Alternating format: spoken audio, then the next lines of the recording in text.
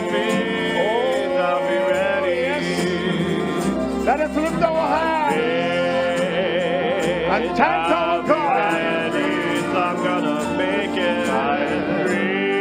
For this great privilege I'm gonna make He has given to us. For He has given us the faith that we can be ready this morning.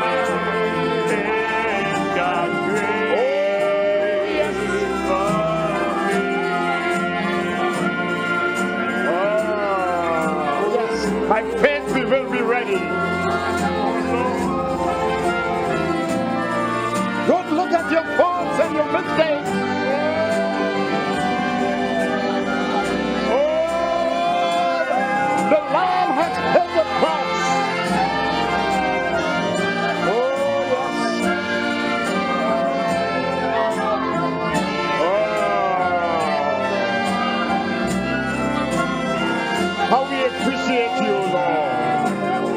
Our Father, we come to Thee this morning, calling upon the name of Thy Son, begging forgiveness for all our sins and all our iniquities.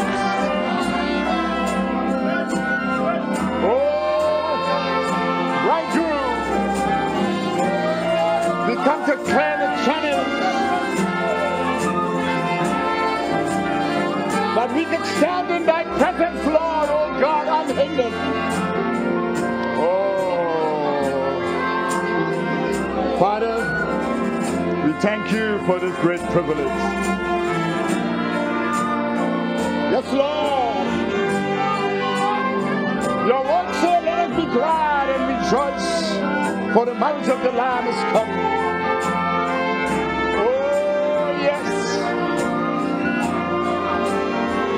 Lord, You have given us Your word, and Your word is clothing us. Oh, yes. Your word is clothing us. That is why we can come this morning, Father, rejoicing in Your presence, rejoicing in Your word, rejoicing in Your promises. Oh, yes. By faith we will be ready. And Lord, we yield to Thee, Lord, oh God, in all humility. We have come to seek after Thee with all our hearts, all our soul, all our strength, Lord. We yield to Thee, oh God.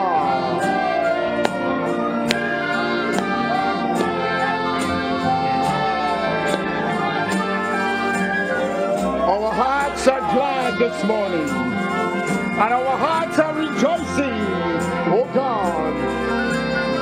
For Thou hast said, blessed are they that are called unto the marriage supper of the Lamb.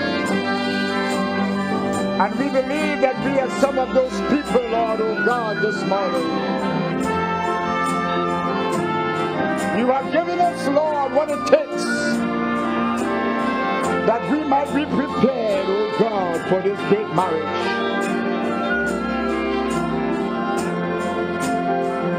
Almighty God, over the years we see Your great love expressed to us.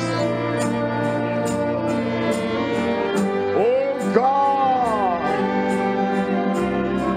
You have fought our battles. You have fed us faithfully. Oh God, and like Job we can say that we know our Redeemer liveth and is standing upon the earth, and even in our presence this morning, You are here. We come to give You praise. Oh yes, Lord, we come to exalt Your name. Oh, thank You.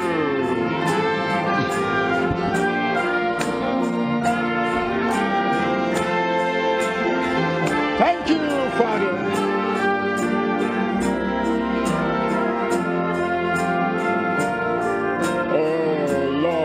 given us great teachers, great men of God.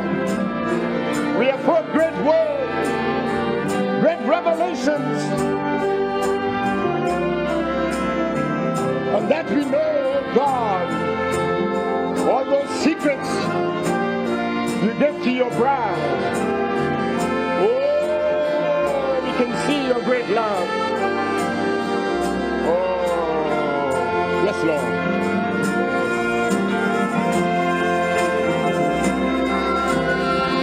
Such a blessing, oh Father, that throughout your word, oh God, we can see, Lord, your great love expressed. Oh God. Oh, yes, Lord.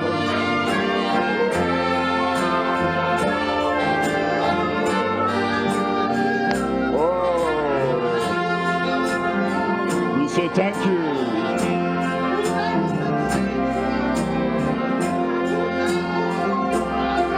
This is truly the day that you have made. You have made this day for us.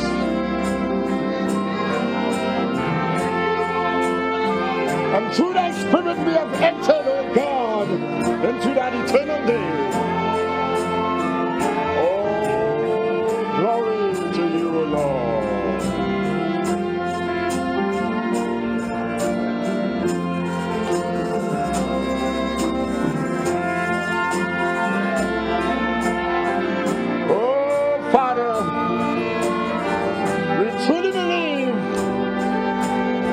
That we are that people that you spoke of to the woman of the well. A people, Lord, to worship you in spirit and in truth. And that's what we have come today to do today, Lord. To pour out our heart, Lord, with words of love and appreciation. We give our souls to thee, Father. Oh, yes. And years past, Lord, oh God, we allowed ourselves to be carried to and fro by that adversary. But now, oh God, you give us a new birth. God, you give us a new birth. You put your spirit in us, and your spirit in us have us crying, Abba, Father, this morning. Oh, yes. Oh, thank you. Thank you.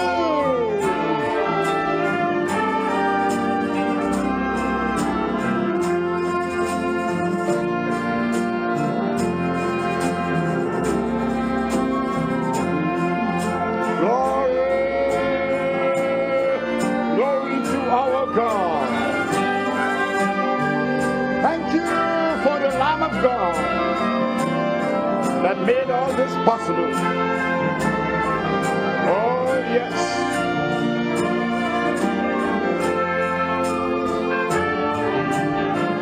And Father,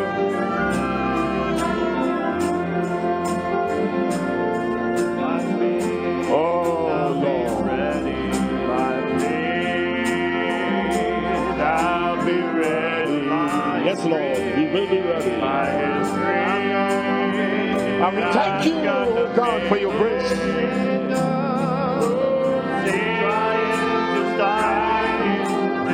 No weapon that is formed can prosper against us.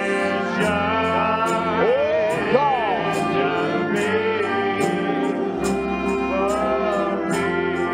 Yes, Lord. We know we will be tried. For all sons that come into thee must be chastened and tried.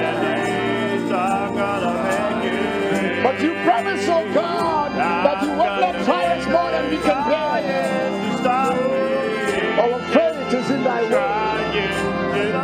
Oh, yes, Lord.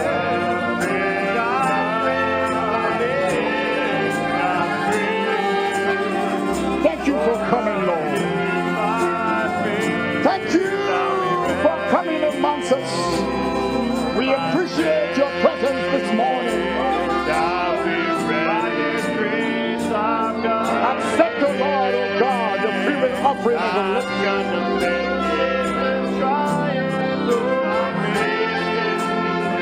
Remember the sick and the afflicted among us, Lord. Remember those that are going through manifold temptations. Bless your servants, the great tutors that you have placed us under, Lord. Oh, truly, Lord, they are men after your own heart. And we have seen them pour down their hearts, Lord, oh God, to present it to you, oh God, a great bride. As Paul says, spoken to you, a chaste purchase. Oh God. Oh Father, we love you. Father, we appreciate you.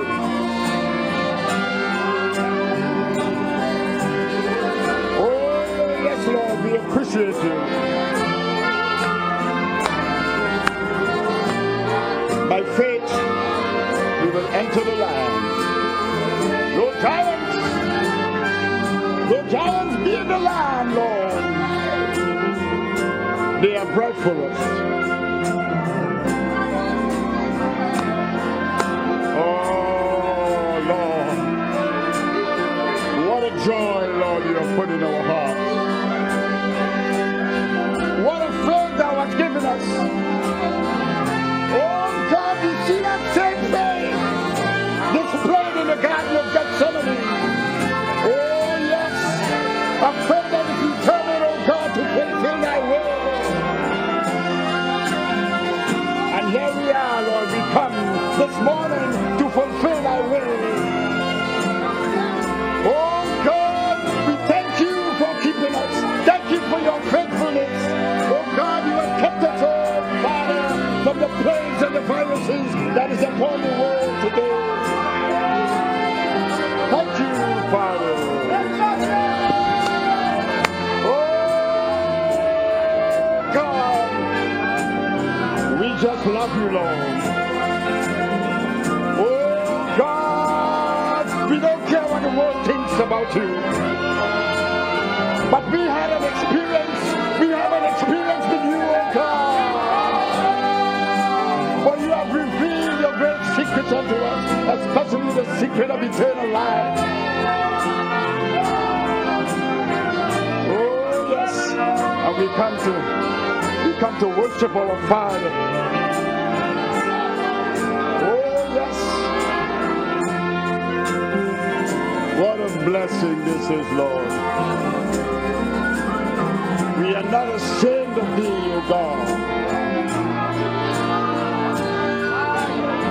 And we can see them, oh God, framing laws, oh God, to shut our mouths. But we will not be shut up. Oh, this bride will not be shut up. But one day we shall be taken up. Oh God, praise and glory unto thee, O Lord.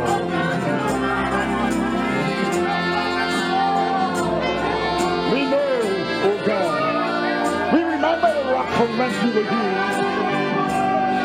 Though many of us, Lord, were born in church, we know, oh God, we were bound in fetters and iron and chains and darkness. But you set us free this morning. We are free, we are a free people. Oh God, we say thank you. Thank you for your long suffering with us. Thank you for your grace, your keeping power.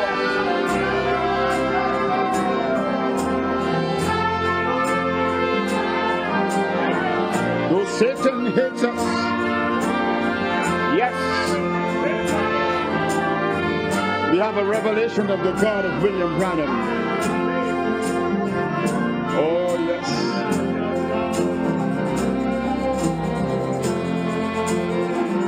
have an understanding, oh God, of what a manifested son and daughter will look like. Oh, yes, Lord. Oh, glory, glory to you, Lord.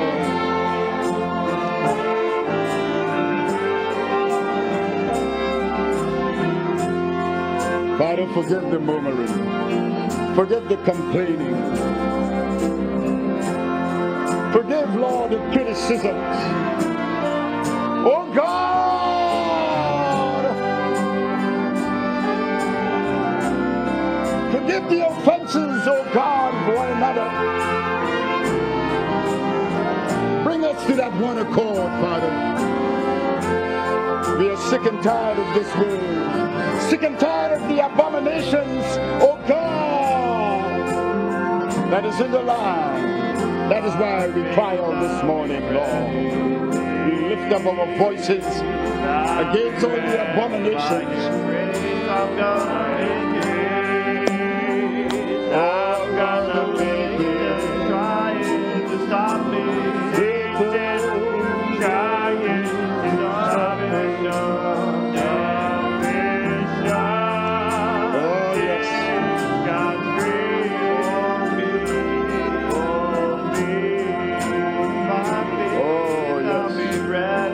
By faith, we will be ready. By faith, I'll be ready. Oh, yes. All that the Father had given will come to him. Oh, yes. Don't be in despair. God's word is true. Oh, Lord, we love your word. Is holding us. I'll be ready. I'll be ready. We feel sorry, oh God, for the peoples of the world. As we see them, Lord, go to and fro. Oh, Father, they're like sheep without a shepherd. Oh, God. And through the Lord, oh God, believe that you have called us to be a witness of the truth to them. Oh God. Oh Father. We will be a witness of the truth. Oh Father. We wait on you. We are in great expectation, oh God. Yes, Lord. We truly believe that this is the season. This is the time. Oh God. Yes, Lord, we yield to thee, oh God. The harvest is ripe, but the laborers are few. Oh God. Come, Lord.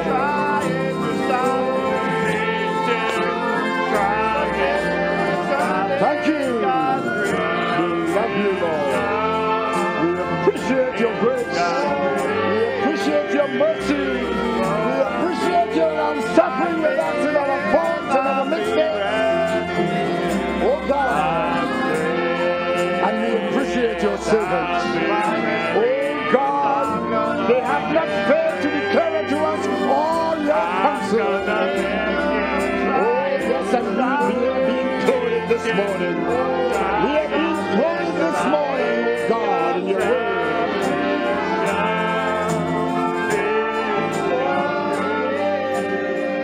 Bless the musicians. Bless the song leaders. Bless everyone that is making their contribution. And it reads அது இந்த விதமாக வாசிக்கப்படுகிறது. And Elijah the Tishbite, who was an inhabitant of Gilead, said unto Ahab, கீலேயாத்தின் குடிகளிலே திஸ்பீனாகிய எலியா ஆகாபை நோக்கி, என் வாக்கின்படியே அன்றி இந்த வருஷத்திலே பனியும் மழையும் பெய்யாதிருக்கும் என்று இஸ்ரவேலின் தேவனாகிய கர்த்தருக்கு முன்பாக நிற்கிற நான் அவருடைய ஜீவனை கொண்டு சொல்லுகிறேன் என்றான். பின்பு கர்த்தருடைய வார்த்தை அவனுக்கு உண்டாயிற்று. அவர், Get thee hence and turn thee eastward and hide thyself by the brook Cedron. நீ இவ்விடத்தை விட்டு கீழ்திசையை நோக்கி போய் யோர்தானுக்கு நேராய் இருக்கிற கேரி தாற்றண்டையில் ஒளிந்து கொண்டிரு. And it shall be that thou shalt drink of the brook. அந்த ஆற்றின் தண்ணீரை குடிப்பாய், அங்கே உன்னை போஷிக்க காகங்களுக்கு கட்டளையிடுவேன் என்றார். So he went and did according to the word of the Lord. அவன் போய் கர்த்தருடைய வார்த்தையின்படியே யோர்தானுக்கு நேராயிருக்கிற கேரி தாற்றண்டையிலே தங்கியிருந்தான். காகங்கள் அவனுக்கு விடியற் காலத்தில் அப்பமும் இறைச்சியும் சாயங்காலத்தில் அப்பமும் இறைச்சியும் கொண்டு வந்தது. காகத்திற்கு அந்த ஆற்றின் தண்ணீரை குடித்தான்.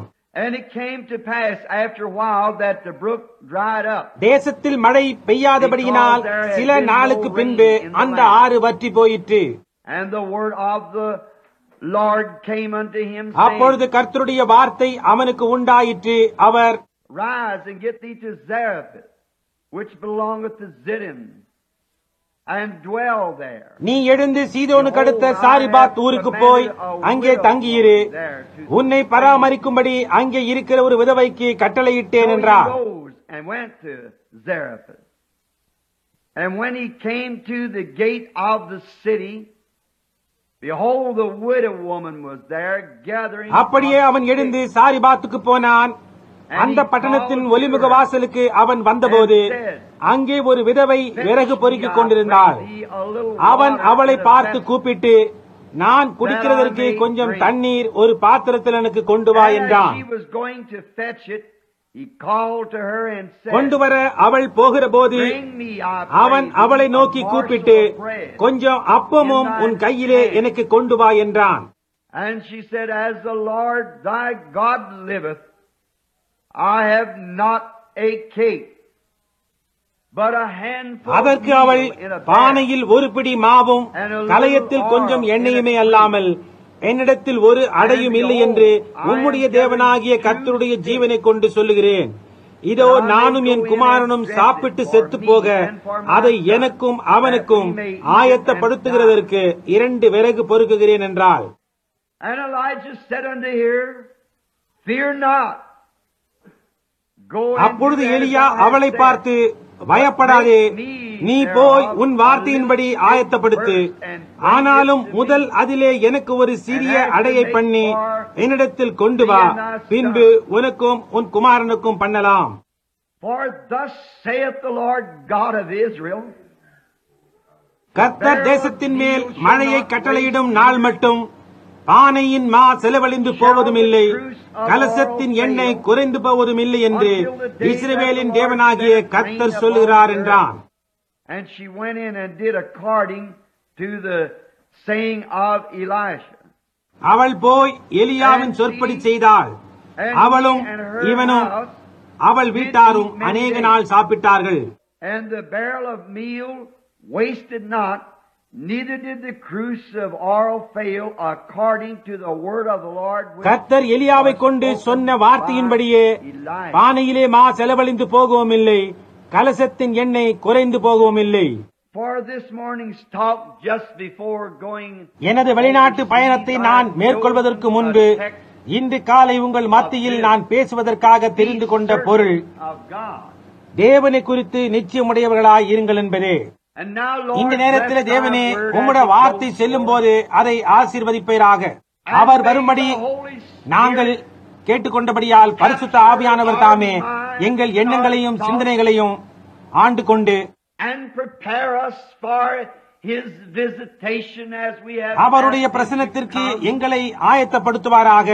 ஏனென்றால் நாங்கள் எங்களை காண்பதற்காகவோ அல்லது மற்றவர்களை காணவோ தேவனுடைய வீட்டிற்கு வரவில்லை,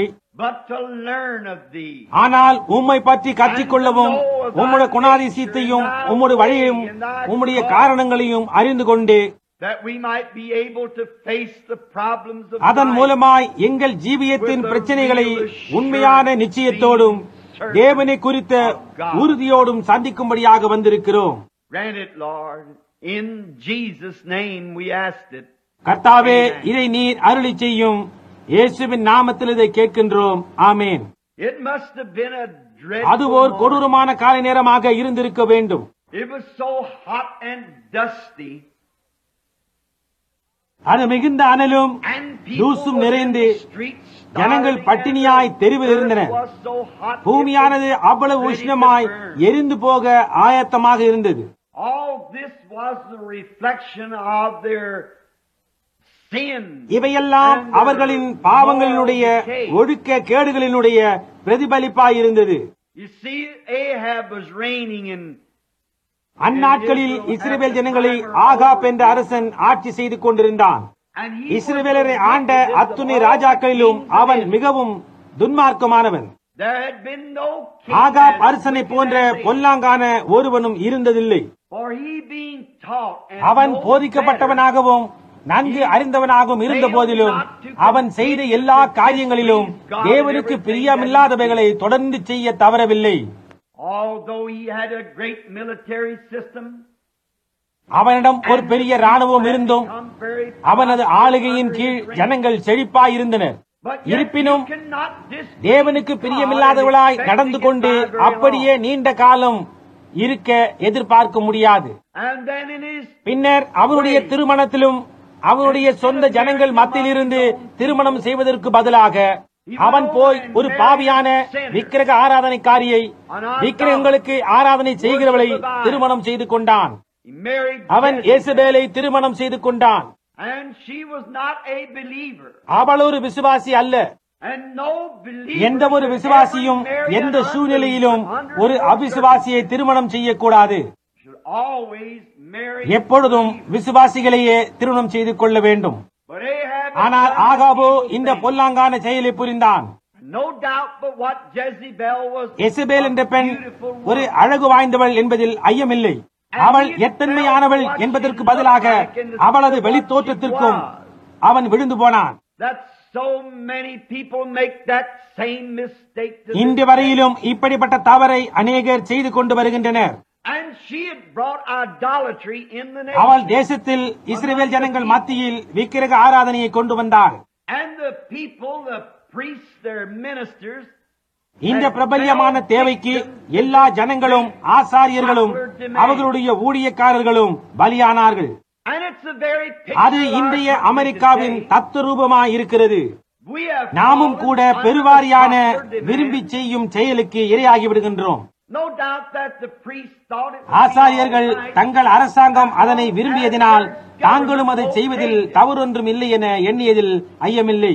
But I don't care what the government obeys. ஆனால் அரசாங்கம் எதை ஆமோதிக்கின்றது என்பது குறித்து எனக்கு அக்கறை இல்லை. அது தேவனால் ஆமோதிக்கப்பட்டதாய் இருக்க வேண்டும்.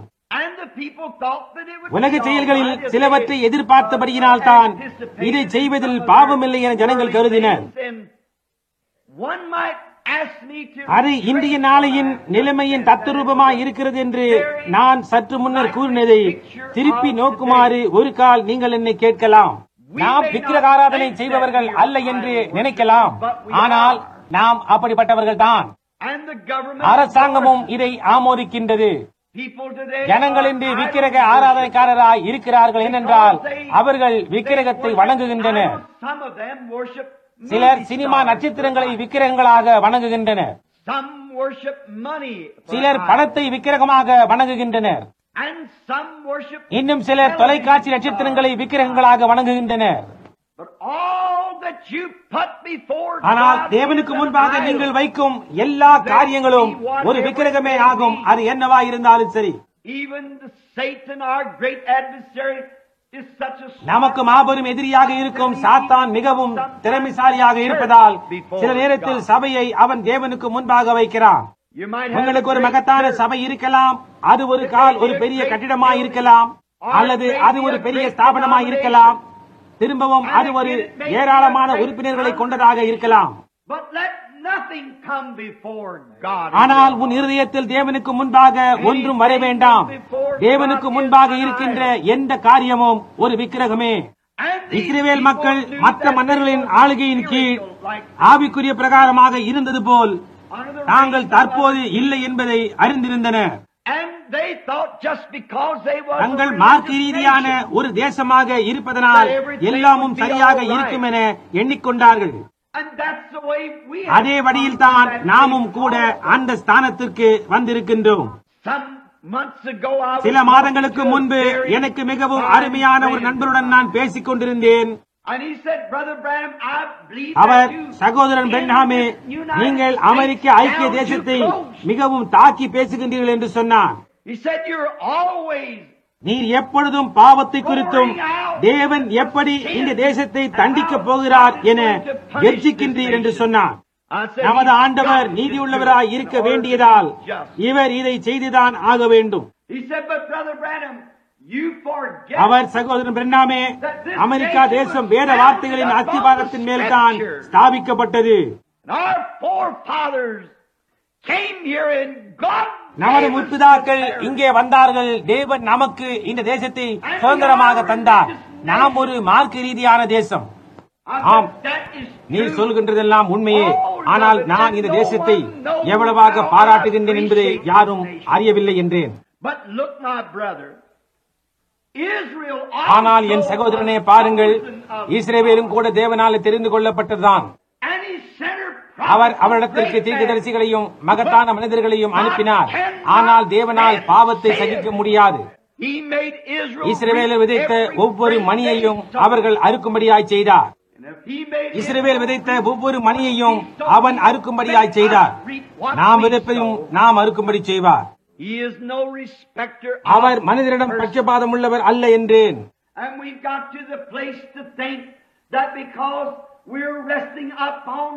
நம்முடைய முற்பிதாக்கள் செய்த காரியங்களின் பேரில் அல்லது நம்முடைய சபைகளின் ஸ்தாபிதர்கள் செய்த காரியங்களின் பேரில், அதாவது தேவனுக்கு அவர்கள் செய்த பெரிய தியாகங்களின் பேரில் நாம் தொக்கி நிற்கிறவர்களாய் இருக்கிறோம் என்று நினைக்கக்கூடிய கட்டத்துக்கு நாம் வந்துவிட்டோம்.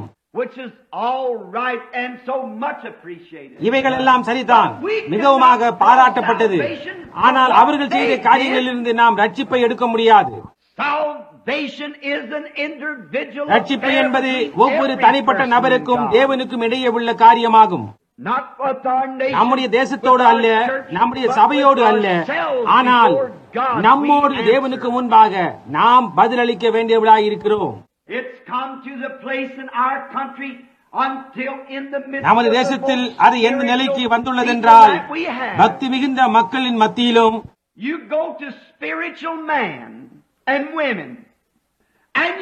நீங்கள் ஆவிக்குரிய மனிதர்கள் அல்லது பெண்களிடம் போய் பாருங்கள், அவர்களிடமெல்லாம் ஏதோ ஒரு குறை இருப்பதை நீங்கள் காணலாம். கடந்த சில வாரங்களாக இப்படியான சில காரியங்களை நான் பார்த்துக் கொண்டு வருகிறேன்.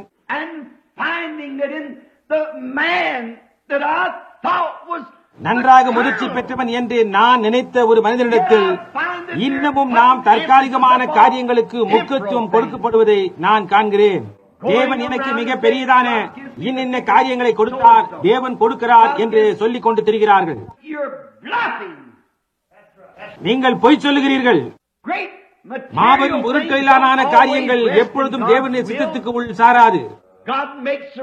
தேவன் நல்லோர் மேலும் தீயோர் மேலும் மழையை பெய்ய பண்ணுகிறார்.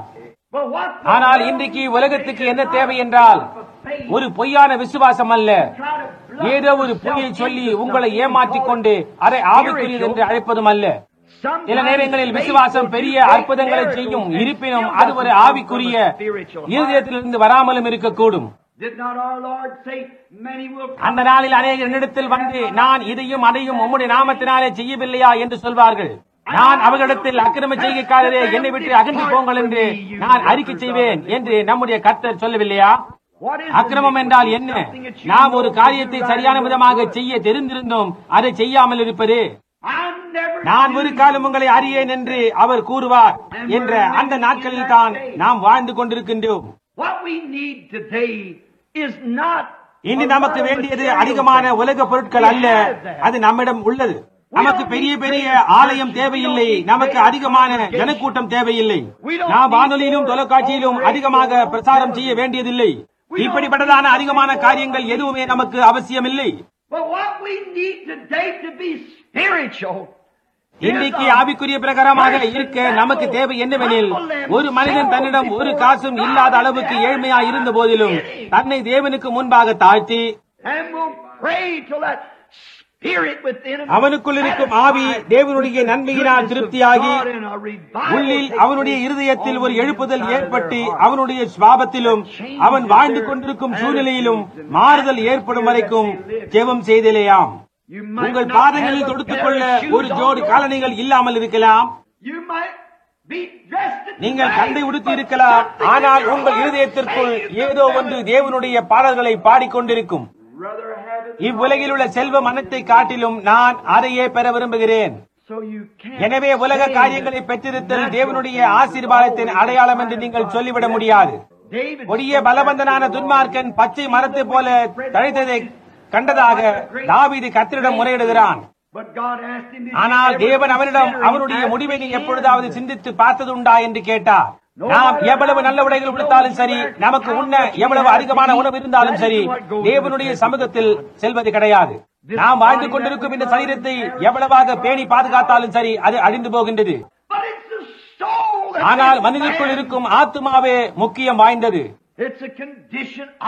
ஒரு நிலையை அடைந்துள்ள ஆவியை அது பொறுத்தது. அதுவே ஜீவனுள்ள தேவனுடைய சமூகத்துக்கு செல்கின்றது. ஆனால் நாமோ எல்லாம் சரியாய் உள்ளதாக முடிவு செய்து விடுகின்றோம். நாம் கிறிஸ்தவ தேசமாக உள்ள காரணத்தால் என்று நாம் நினைக்கிறோம். அப்படித்தான் ஆகாபும் இஸ்ரவேலர் அனைவரும் எல்லாம் சரியாய் உள்ளது என்று அந்த நாளில் முடிவு செய்திருந்தனர். அவர்களுடைய ஆசாரியர்களும் போதகர்களும் எல்லாமே சரியாய் உள்ளது, எல்லாமே மிக அருமையாய் உள்ளது என்று அவர்களிடம் கூறினர். ஆனால் அவர்களிடம் ஒருவன் இருந்தான். அவன் தவறான செயல்களுக்கு விரோதமாக கூக்குரலிட்டான்.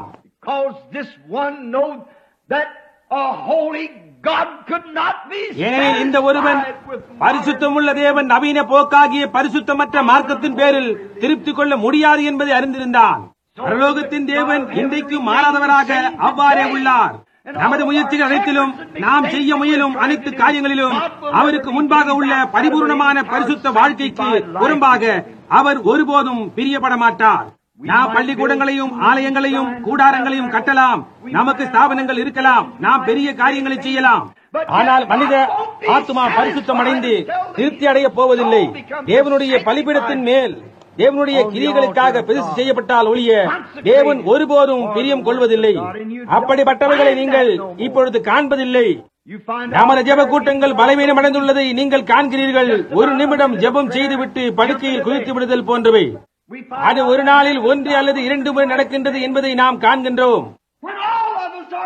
நாம் அனைவருமே குற்றவாளிகள். நமது தேசம் ஒழுக்கம் குண்டி வருகின்றது. நமக்கு பில்லி கிரகாம்களும் ஓரல் ராபர்ட்டுகளும் எல்லா இடங்களிலும் உள்ளன. அமெரிக்காவை ஒரு ஜீவிக்கின்ற தேவனிடத்திற்கு, ஒரு ஜீவிக்கின்ற அனுபவத்துக்கு திருப்பி கொண்டு வந்து ஜீவிக்கின்ற தேவனிடத்தில் ஒரு மரிக்காத விசுவாசத்தையும் உடையதாய் ஆவதற்கு அதன் இருதயத்தில் ஒரு தாகம் உண்டாகவில்லை என்றால் நாம் வெறுமனே நமது மூளையில் தான் அதை நினைத்துக் கொண்டவர்களாயிருப்போம். நாம் மார்பை ஊந்தி தள்ளி கழுத்து பட்டையை திருப்பி அணிந்து கொண்டு தெருவில் நடந்து டாக்டர்களது சங்கை போடுகிற என்று அழைக்கப்பட விரும்பலாம். இந்நாட்டிலே உள்ள மிக பெரிய சபைக்கு நாம் போதகராக இருக்கலாம். நமது வாழ்க்கையில் ஒருவரும் தன் விரலை சுட்டி காட்டி குற்றப்படுத்தாத அளவுக்கு நாம் பக்தியுள்ளவர்களாக இருக்கலாம். ஆனால் நமக்குள் இருக்கும் அந்த ஆத்மா தேவனுடைய அக்கினியால் பற்றி எரிந்து அதில் காணப்படும் ஒன்று அவரை வாஞ்சித்து மானானது நீரோடைகளை வாஞ்சித்து கதறுவது போல, ஓ தேவனே, என் ஆத்துமா உம்மை வாஞ்சித்து கதறுகிறது என்னும் அத்தகைய அனுபவத்தை நாம் அடையும் வரைக்கும். எனவே கம்யூனிசம் போன்றவை இப்போது நடந்து கொண்டிருப்பது போன்று பலமடைந்து கொண்டே வரும். நம்மால் செய்ய முடிந்த ஒன்று கூடுதல் போன்றவைகள் ஒருபோதும் அதை நிறுத்தப் போவதில்லை. அது வரும் என்று முன்னறிவிக்கப்பட்டுள்ளது. ஆனால் தேவனோ தமது சபையை அழைத்துக் கொண்டிருக்கிறார்.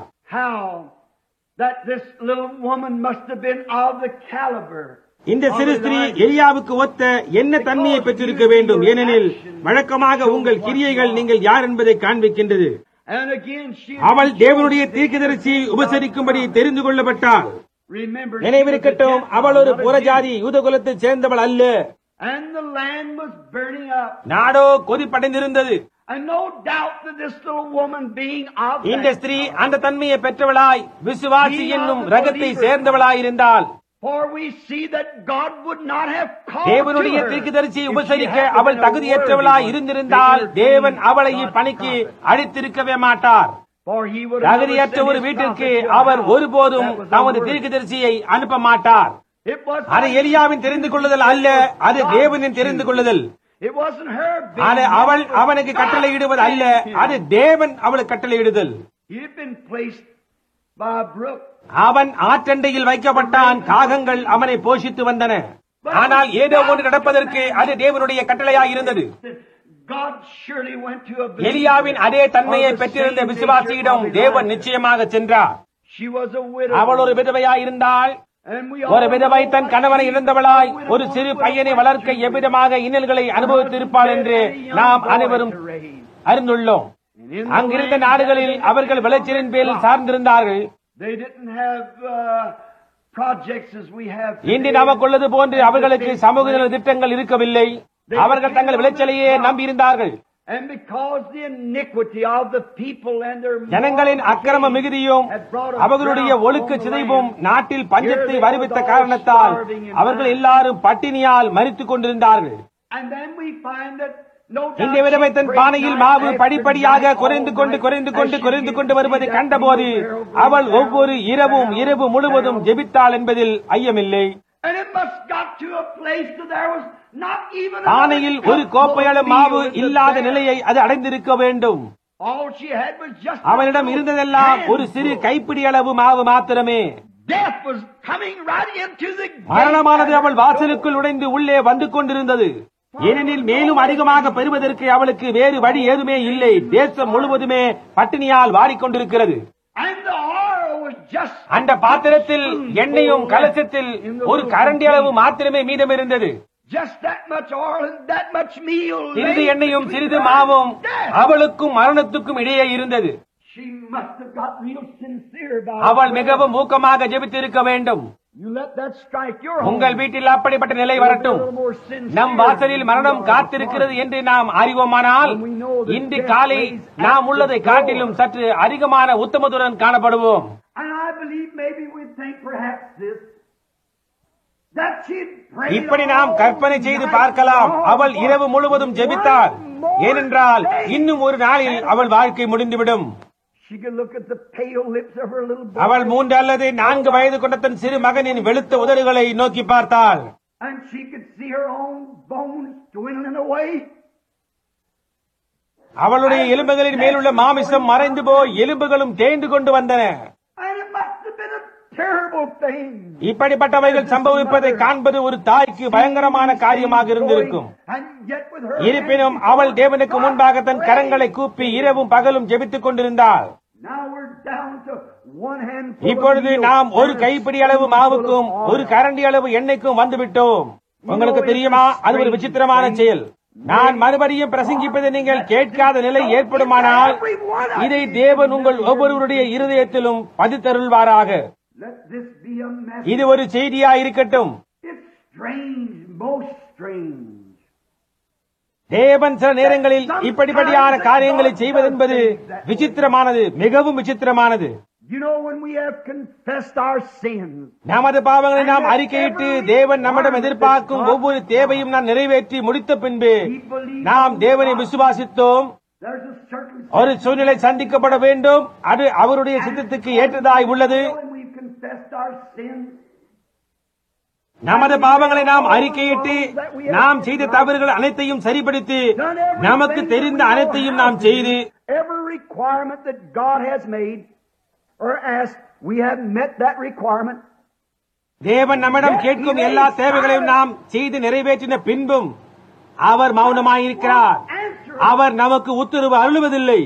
I'm sure that I'm speaking to அத்தகைய நிலையை அடைந்துள்ள ஜனங்களிடம் இன்று காலை நான் பேசிக் கொண்டிருக்கிறேன் என்று நிச்சயமுடையவனாயிருக்கிறேன். I've been there many நானும் கூட times. அநேக முறை அந்நிலையை அடைந்திருக்கிறேன்.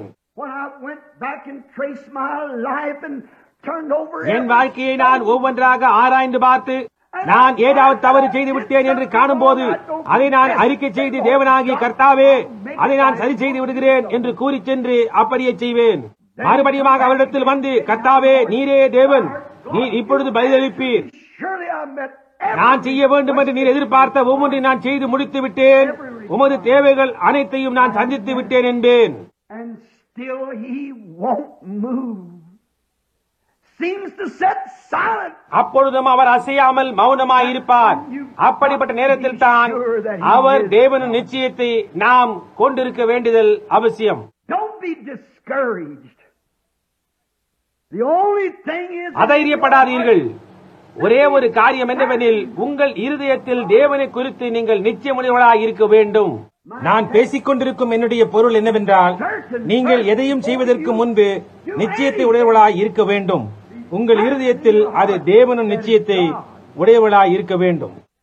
அவர் கூறின ஒவ்வொன்றையும் நீங்கள் செய்து நிறைவேற்றின பின்பு அவர் தேவன் என நிச்சயத்தை உடையவர்களாக இருங்கள். அப்பொழுதுதான் விசுவாசம் கிரியை செய்ய தொடங்குகிறது. விசுவாசம் நிலையாக நிற்கிறது. ஏனென்றால் அவர் தேவன் என்பதை அது அறிந்திருக்கிறது. and you met every requirement. நீங்கள் ஒவ்வொரு தேவையும் சந்தித்து விட்டீர்கள். அவர் இருக்கிறார் என்று நீங்கள் விசுவாசிக்கிறீர்கள். விசுவாசம் நிலையாக நிற்கிறது. Oh, blessed be his name. ஓ, அவருடைய நாமம் ஆசீர்வதிக்கப்படுவதாக. Faith won't move. விசுவாசம் அசைவதில்லை. ஏனென்றால் தேவன் உண்டென்றும் அவர் தம்மை தேடுகிறவர்களுக்கு பலன் அளிக்கிறவர் என்றும் அது உறுதியாய் அறிந்துள்ளது. May this go இரண்டாம் கூடாரமே, இது உங்களுக்குள் ஆழமாக பதிந்து உங்களை விட்டு எடுபடாதிருப்பதாக. நீங்கள் தேவனுடைய தேவையை சந்தித்து அவர் இருக்கிறார் என்று உங்கள் இருதயத்தில் விசுவாசிப்பீர்களானால், தேவன் வெறுமனே உங்கள் விசுவாசத்தையே சோதிக்க மாத்திரமே செய்கிறார். ஏனெனில் அதை செய்ய அவர் பிரியப்படுகிறார். நீங்கள் உங்கள் பாவத்தை அறிக்கையிட்டு தேவன் எதிர்பார்க்கின்ற ஒவ்வொரு தேவையும் நீங்கள் சந்தித்த பிறகும் அவர் மௌனமாய் இருப்பாரானால் அவர் உண்டு என்று விசுவாசம் கூறுகிறது என்பதை ஞாபகம் கொள்ளுங்கள். அப்பொழுது இதெல்லாம் என்னவென்று ஒன்றுமே அறியாமல் விசுவாசம் அதை இறுக பற்றிக் கொள்கிறது. ஆனால் அவர் இருக்கிறார் என்பதை அது அறிந்துள்ளது. அவர் இருக்கிறார் என்னும் நிச்சயத்தை கொண்டுள்ளது. அது Then remember, if he is, ஞாபகம் கொள்ளுங்கள், அவர் உண்டென்றால் அவருடைய வார்த்தை உண்மையாயிருக்க வேண்டும். இந்த சூழ்நிலையை நீங்கள் சந்திக்க வேண்டும் என்று அவர் கேட்டு நீங்களும் அப்படி செய்தால் அவர் தமது வார்த்தையை காத்துக்கொள்ள கடமைப்பட்டவராயிருக்கிறார். நீங்கள் பின்னிட்டு போய் நான் சுகமடையவில்லை என்று சொல்லாதீர்கள்.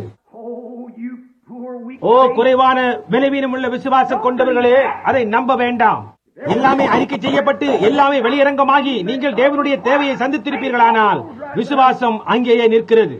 There's nothing will move it. ஒன்றுமே அதை அசைக்க முடியாது. அவர் இருக்கிறார் என்று நீங்கள் உறுதியாயிருக்கிறீர்கள். They that wait upon the Lord shall renew கர்த்தருக்கு their காத்திருக்கிறவர்களோ புதுபலன் அடைந்து strength. They shall mount up with the wings of an eagle. கழுகுகளைப் போல செட்டைகளை அடித்து எழும்புவார்கள். They shall run and not be weary. If they walk, அவர்கள் they shall ஓடினாலும் not இளைப்படையார்கள், நடந்தாலும் சோர்ந்து போகார்கள். wait. When you meditate அவருடைய தேவைகளை நீங்கள் சந்தித்த பிறகு அது உங்கள் விசுவாசத்தை பலப்பரட்சிக்கு கொண்டு வருகிறது. if you have met God's requirements has been made, நீங்கள் தேவனுடைய தேவைகளை சந்தித்திருந்தால் and you have பின்னர் நீங்கள் அதை முழுவதுமாக ஆலோசனை செய்து and you have நீங்கள் done செய்ய வேண்டும் என்று everything தேவன் that கூறின God அனைத்தையும் நீங்கள் requires செய்து you to முடித்திருந்தால் அப்பொழுது உங்கள் விசுவாசம் அவர் உண்டு என்பதன் பேரில் இளைப்பாறுதல் கொள்கிறது. be certain. தேவனை குறித்து நிச்சயமுடையவளாயிருங்கள். அவர் உங்களை சோதிக்க பிரியப்படுகிறார் என்று உங்களுக்கு தெரியும். He loves to our see உங்கள் the விசுவாசத்தின் விளைவு என்னவென்று காண அவர் ஆவல் கொள்கிறார். அது உங்களுக்கு தெரியுமா? God likes to see how you நீங்கள் எவ்விதம் நடந்து கொள்கிறீர்கள் என்று காண தேவனுக்கு பிரியம். when you say, oh Lord, நீங்களோ, கர்த்தாவே, நான் உம்மை விசுவாசிக்கிறேன், நீரே என் ரட்சகர், I believe நீரே சுகமாக்குபவர் என்று நான் விசுவாசிக்கிறேன், that you are. நீரே பரிசுத்தாவியை கொடுப்பவர் என்றும் நான் விசுவாசிக்கிறேன், எனக்கு தேவையான காரியங்களையும் பின்னர் அளிக்கும் தேவன் நீரே என்று நீங்கள் கூறும்போது And then when you உங்கள் பாவங்கள் அனைத்தையும் நீங்கள் அறிக்கையிட்டு நீங்கள் சுகமடைந்தால் என்ன செய்வீர்கள்? தேவனுக்கு வாக்களித்து விட்டு and then because it don't happen, you அது நடக்காமல் போறது நிமித்தம் ஒரு கோடையை போல எங்காகிலும் ஓடிப்போனால் தேவன் உங்களை உபயோகிக்க முடியாது. உங்களை உபயோகிக்க அவருக்கு ஒரு வழியும் இராது. உங்களுக்கு பதிலளிக்க அவருக்கு ஒரு வழியும் இராது. ஏனெனில் அவர் விசுவாசத்தின் மூலம் மாத்திரமே பதிலளிக்கிறவராயிருக்கிறார். then all of a sudden அப்படி இருக்க திடீரென்று நீங்கள் போய்விட்டால் அவரால் பதிலளிக்க முடியாது. ஆனால் உண்மையான சரியான விசுவாசமோ அங்கே நின்று கொண்டு தேவன் உண்டு என்பதை நிச்சயமாய் அறிந்துள்ளது. அவர் உண்டு என்று நிச்சயமுடையவளாயிருங்கள். and if God asks this thing, உங்கள் பாவங்கள் போன்றவைகளை அறிக்கை செய்ய வேண்டும் என்று தேவன் கேட்டு அதை நீங்கள் செய்வீர்களானால் faith says that he is. விசுவாசம் அவர் உண்டென்று கூறுகின்றது. அது நடக்கப் போவதென்பது உறுதி. Your request has to be granted. உங்கள் வேண்டுகோள் அருளப்பட வேண்டும். அதை நீங்கள் காண தவறவில்லை என்று நான் நம்புகிறேன். If you're sure of God, நீங்கள் தேவனை குறித்து நிச்சயமுடையவராய் இருந்தால் தேவன் அவருடைய வார்த்தையை குறித்து நிச்சயமுடையவராய் இருக்கிறார். அவர் உங்களை சோதிக்க மாத்திரமே காத்துக் கொண்டிருக்கிறார். அவர் அதை அநேக முறை அவ்வாறு செய்துள்ளார். நாம் ஓரிரண்டு நிகழ்ச்சிகளை ஒத்திகை பார்ப்போம். எபிரேய பிள்ளைகளை சற்று யோசித்து பார்ப்போம்.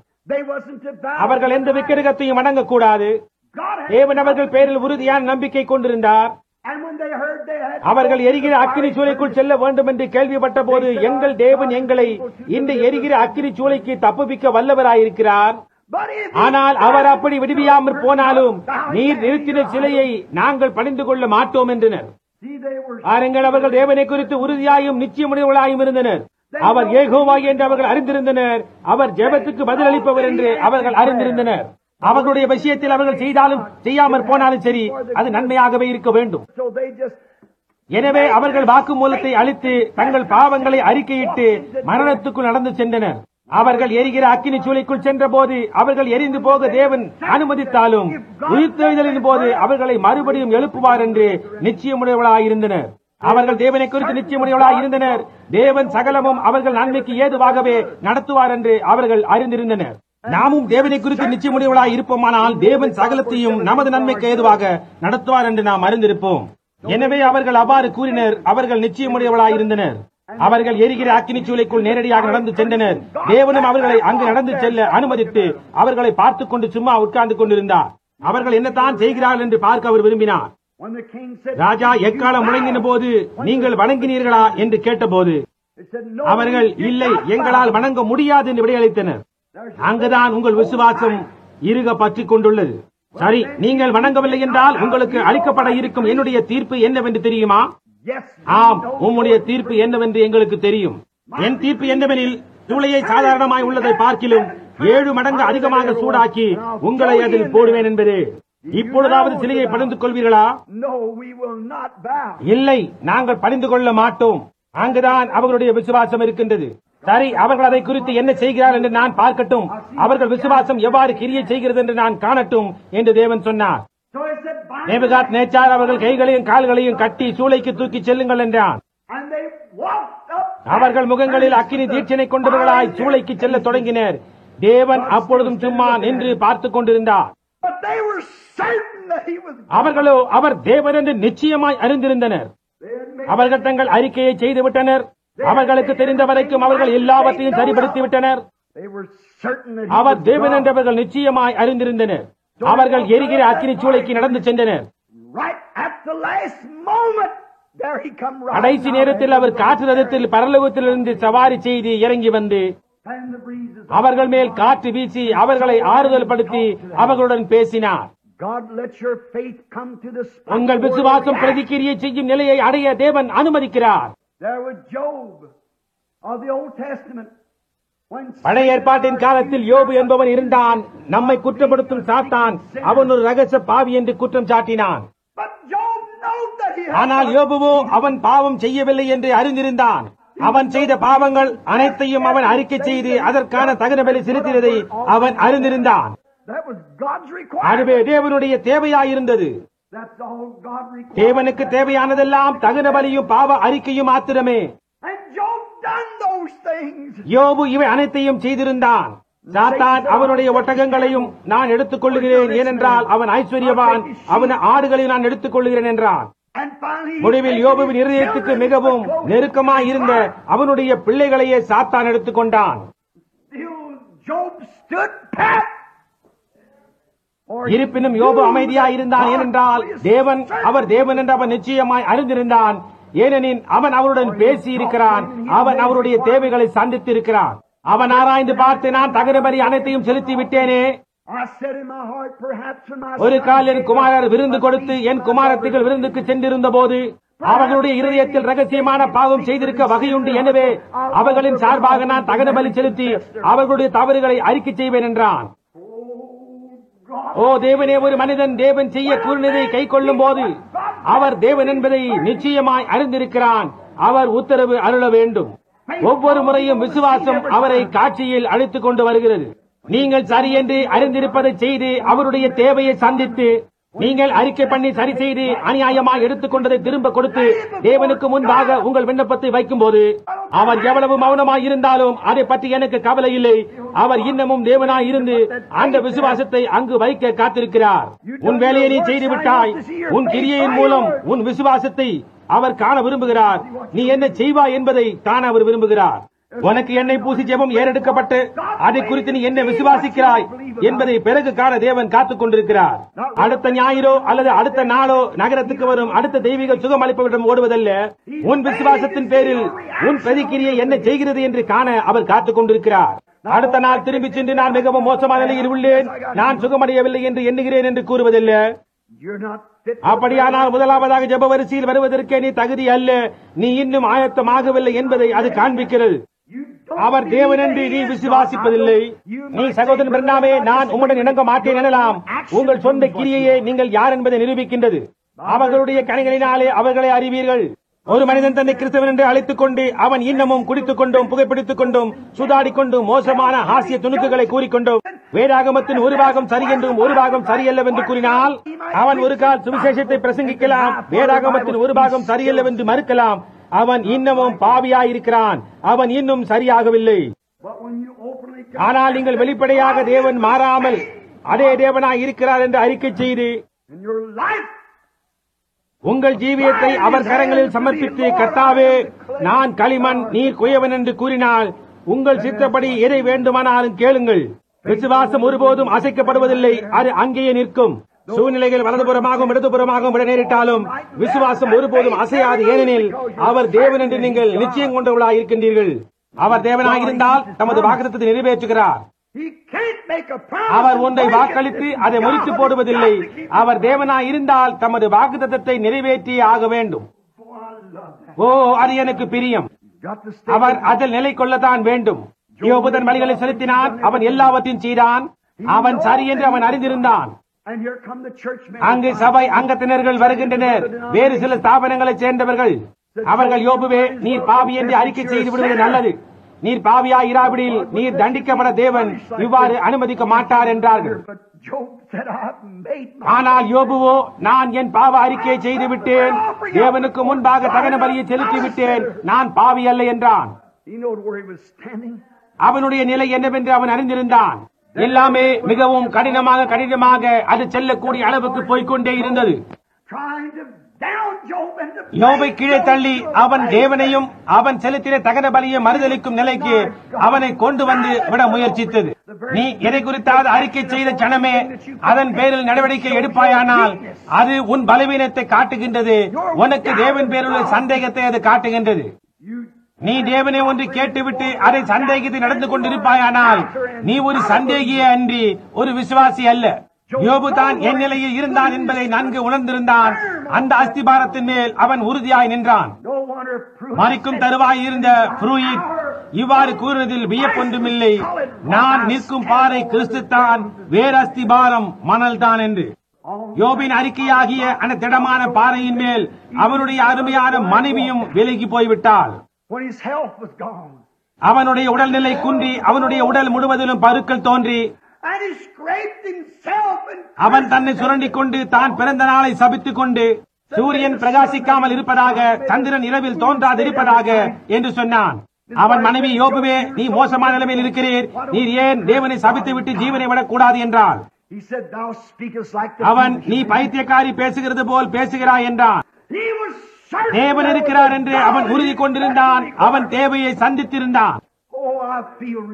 ஓ, நான் பக்தி பரவசப்படுகிறேன். அவன் தேவனுடைய தேவைகளை சந்தித்திருந்ததை அறிந்திருந்தான். அதனுடன் அது முடிவு பெற்று விட்டது.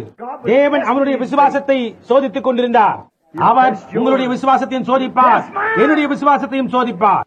ஆனால் நாம் அவருடைய தேவைகளை சந்தித்திருக்கும் போது, அதாவது நீங்கள் மனம் திரும்பி ஒவ்வொருவரும் பாவ மன்னிப்பு கண்டு இயேசு கிறிஸ்துவின் நாமத்தினாலே ஞானஸ்தானம் பெற்றுக் கொள்ளுங்கள், அப்பொழுது பரிசுத்த ஆவியின் வரத்தை பெறுவீர்கள். அது அவருடைய வாக்குத்தத்தம். உங்களில் ஒருவன் வியாதிப்பட்டால் அவன் சபையின் மூப்பர்களை வரவழைப்பானாக, அவர்கள் கர்த்தருடைய நாமத்தினாலே அவருக்கு எண்ணெய் பூசி அவனுக்காக ஜெபம் பண்ண கடவர்கள். அப்பொழுது விசுவாசம் உள்ள ஜெபம் பிணியாயை ரட்சிக்கும், கர்த்தர் அவனை எழுப்புவார். அத்துடன் அது முடிவு பெற்று விட்டது. உங்கள் குற்றங்களை ஒருவருக்கொருவர் அறிக்கையிட்டு ஒருவருக்காக ஒருவர் ஜெபம் பண்ணுங்கள். நீங்கள் தேவனுடைய தேவைகளை சந்தித்தீர்கள். விசுவாசிக்குள்ள நடக்கும் அடையாளங்களாவன. என் நாமத்தினாலே பிசாசுகளை துரத்துவார்கள், நவமான பாஷைகளை பேசுவார்கள், கர்ப்பங்களை எடுப்பார்கள், சாவுக்கு ஏதுவான யாதொன்றை குடித்தாலும் அது அவர்களை சேதப்படுத்தாது. வியாதியஸ்தர் மேல் கைகளை வைப்பார்கள், அப்பொழுது அவர்கள் சொஸ்தமாவார்கள். அத்துடன் அது முடிவு பெறுகிறது. தேவனை குறித்து நிச்சயமுடையவளாயிருங்கள். அது தேவனுடைய வார்த்தை என்று உங்கள் இருதயத்தில் விசுவாசிக்கின்றீர்கள் என்பதை குறித்து நிச்சயமுடையவளாயிருங்கள். யோபு நிச்சயமுடையவனாயிருந்தான். யோபுவின் மனைவி, நீர் ஏன் அவரை தூஷித்து ஜீவனை விடக்கூடாது, ஏன் மோசமாகிக் கொண்டே போகிறீர் என்றால், சாத்தான் அதை உங்கள் மேல் எரிய எவ்வளவு பிரியமாயிருக்கிறான். ஏன் நீ அபிஷேகம் பண்ணப்பட்ட போது இருந்ததை காட்டிலும் இப்போது சுகமடைந்த நிலையில் நீ காணப்படவில்லை? போதகர்கள் உனக்கு ஜெபித்த போது இருந்ததை காட்டிலும் இப்பொழுது நீ சுகமடைந்த நிலையில் காணப்படவில்லை. முதலாவதாக அவன் செய்ததே சரியில்லை என்பான். போதகர் என்ன செய்தார் என்பது பற்றி கவலை இல்லை. ஜீவனுள்ள தேவன் பேரில் உள்ள உன் விசுவாசமே முக்கியம் வாய்ந்தது. போதகர் என்னவாயிருக்கிறார் என்பதல்ல, தேவன் என்னவாயிருக்கிறார் என்பதே முக்கியம் வாய்ந்தது. போதகர் வாக்குத்தத்தம் பண்ணவில்லை, தேவனே வாக்குத்தத்தம் பண்ணி இருக்கிறார். அது போதகரை சார்ந்ததல்ல, அது தேவனையும், அது தேவன் என்று விசுவாசிக்கும் உன் விசுவாசத்தையும் சார்ந்தது. எனவே தேவனை குறித்த நிச்சயமுடையவளாயிருங்கள். அது தேவன் என்றும் அது தேவனுடைய வார்த்தை என்றும் நிச்சயமுடையவளாயிருங்கள். தேவன் தம்முடைய வார்த்தையில் இருக்கிறார். யோபு தன் மனைவியிடம், நீ பைத்தியக்காரி பேசுகிறது போல பேசுகிறாய். கர்த்தர் கொடுத்தார், கர்த்தர் எடுத்துக்கொண்டார், கர்த்தருடைய நாமத்துக்கு ஸ்தோத்திரம் என்றான். தேவன் இருக்கிறார் என்று அவன் நிச்சயமுடையவனாயிருந்தான். அவன் அதை தன் வாயினால் கூறின போது இடிகள் முழங்க தொடங்கின, மின்னல்கள் அடிக்க தொடங்கின. தேவன் காட்சியில் வந்தார். அது எப்பொழுதுமே தேவனை காட்சிக்கு அழைக்கிறது. அவர் நீண்ட காலம் மௌனமாக உட்கார்ந்து இருக்கிறார். நரகத்துக்கு போகவிருக்கும் இந்த அமெரிக்கர்களையும் தாபனங்களுக்கு செல்லும் மாய்மாலக்காரரையும் பார்த்துக் கொண்டு அவர் அதையை செய்து கொண்டிருக்கிறார். நான் கோபம் கொள்ளவில்லை, ஆனால் தேவனிடத்தில் சரியாயுள்ள எவரையுமே பாவம் கோபம் ஊட்டுகின்றது. நான் தேசத்தின் மேல் கோபம் கொள்ளவில்லை, ஜனங்களின் பேரில் கோபம் கொள்ளவில்லை, ஆனால் இந்த காரியங்களை கொண்டு வந்து ஜனங்களை குருடாக்கின பிசாசின் மேல் கோபம் கொள்ளுகிறேன். இந்த குருடரான மேய்ப்பர்களும் போதகர்களும் மனிதனால் உண்டாக்கப்பட்ட ஒருவிதமான வேத சாஸ்திரத்தை அவர்கள் கை கொள்வதுடன் அவர்களை விட்டு விடுகின்றனர். நீங்கள் மறுபடியும் பிறக்க வேண்டும். தேவன் தம்முடைய வார்த்தையை நிறைவேற்றுகிறார். அவர் அவர்களை அழைக்கின்றதன் மூலம் அவரை கண்டிருக்கின்றோம். தேவன் இருக்கிறார் என்பதை குறித்து நிச்சயம் உடையவர்களாய் இருப்பது நல்லது. தேவ பக்தியின் வேஷத்தை தரித்து அதன் பலனை மறுதளிப்பது. இந்த ஏழை ஸ்திரீ அவர் தேவன் என்பதை அறிந்திருந்தார். பானையில் உள்ள மாவானது சிறிது சிறிதாக குறைந்து குறைந்து குறைந்து குறைந்து கொண்டே வந்தது. சூழ்நிலையும் படிப்படியாக மோசமாகிக் கொண்டே வந்தது. ஆனால் அப்படி நடக்க தேவன் அனுமதித்தார். அப்படி செய்வதில் தேவன் பிரியம் கொள்ளுகிறார். உங்கள் விசுவாசத்தை சோதனைக்குட்படுத்தி நீங்கள் எப்படி நடந்து கொள்கிறீர்கள் என்பதை காண்பதற்கென அவர் பிரியப்படுகிறார். உங்களுக்கு எண்ணெய் பூசி ஜெபம் செய்யப்பட அனுமதித்து பிறகு உங்கள் நிலையை மோசமாக்கி, சாத்தானே வா, அவனை சோதனைக்குட்படுத்தி, அவன் என்னை விசுவாசிக்கிறான் என்று நான் அறிவேன் என்கிறார். தேவன் எக்காலத்து துதிக்கப்படுவாராக. ஓ என்னே, இப்பொழுது அவனை சோதனைக்குட்படுத்தி அவன் என் வார்த்தையை அப்படியே ஏற்றுக்கொள்ளுகிறான் என்று அறிவேன். உங்களை குறித்து அவர் அவ்வாறு கூற முடியுமா? அவர் யோபுவை குறித்து அவ்வாறு கூறினார், நீ என்ன வேண்டுமானாலும் அவனுக்கு செய், ஆனால் அவனுடைய பிராணனை மாத்திரம் எடுத்துக் கொள்ளாதே. அவன் என்னை நேசிக்கிறான் என்று நான் அறிவேன். அவன் தகன பலி செலுத்தி இருக்கிறான், அவன் தேவைகள் நிறைவேற்றி இருக்கிறான். நான் அவனை செய்ய கட்டளையிட்ட அனைத்தும் அவன் செய்து விட்டான். அவன் அதை விசுவாசிக்கிறான். உனக்கு விருப்பமானால் அவனை அக்கினி தழலின் மேல் வறுத்து விடு என்றார். சாத்தான் அவனுக்கு இருந்த எல்லாவற்றையும் அவனிடமிருந்து எடுத்து போட்டான். ஆனால் தேவனோ அதை இரண்டத்தனையாய் அவனுக்கு திரும்ப அளித்தார். அவர் நிச்சயம் அப்படியே செய்வார். அவர் நம்முடைய விசுவாசத்தை சோதனைக்குட்படுத்தி உண்மையில் நாம் அவரை தேவன் என்று விசுவாசிக்கிறோமா என்பதை காண விரும்புகிறார். நான் ஜெபித்தேன், நான் தகுதியற்ற ஒரு புறஜாதி என்று அந்த ஸ்திரீ கூறினார் என்பதில் ஐயமில்லை. நினைவிருக்கட்டும், இயேசு அவளை குறித்து வேதத்தில் கூறியுள்ளார். அவர் எலியாவின் நாட்களிலே அநேக விதவைகள் இருந்தார்கள் அல்லவா? ஆயினும் எலியா ஒரு விதவிடத்திற்கு மாத்திரமே அனுப்பப்பட்டான் என்றால் அவள் ஒரு புறஜாதி. ஓ, அவள் நான் ஜெபித்தேன் என்றாள்.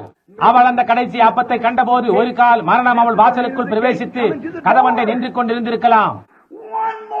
அப்பத்தை ஆளுக்கு ஒரு கறி கடித்து தின்று விட்டால் அதன் பிறகு அவளும் அவளுடைய மகனும் இறந்து விடுவார்கள். அவள் இரவு முழுவதும் ஜெபம் செய்து கொண்டிருப்பதை என்னால் காண முடிகிறது. வெப்ப காற்று அடித்துக் கொண்டிருந்தது. பூமி உலர்ந்து விட்டது.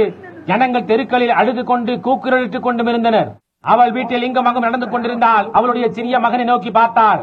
அவன் அணிந்து கொண்டிருந்த அந்த பைஜாமாவை அவள் கண்டால் அது கிழிந்து போய் அவனுடைய சிறு பாதங்கள் வெளியே நீட்டிக் கொண்டிருந்தன. அவளுடைய கைகளை அவள் கண்டால் அவை சுருக்கம் விழுந்திருந்தன. அவள் முன்னும் பின்னுமாய் நடந்தாள். ஆனால் அவள், அவர் தேவன் என்று நான் அறிவேன், என் அறிக்கைகளை எல்லாம் நான் செய்துவிட்டேன், அவர் கேட்கும் எல்லாவற்றையும் நான் செய்துவிட்டேன், அவருடைய மகிமைக்காக எங்கள் பலனை கேட்கின்றேன் என்றாள்.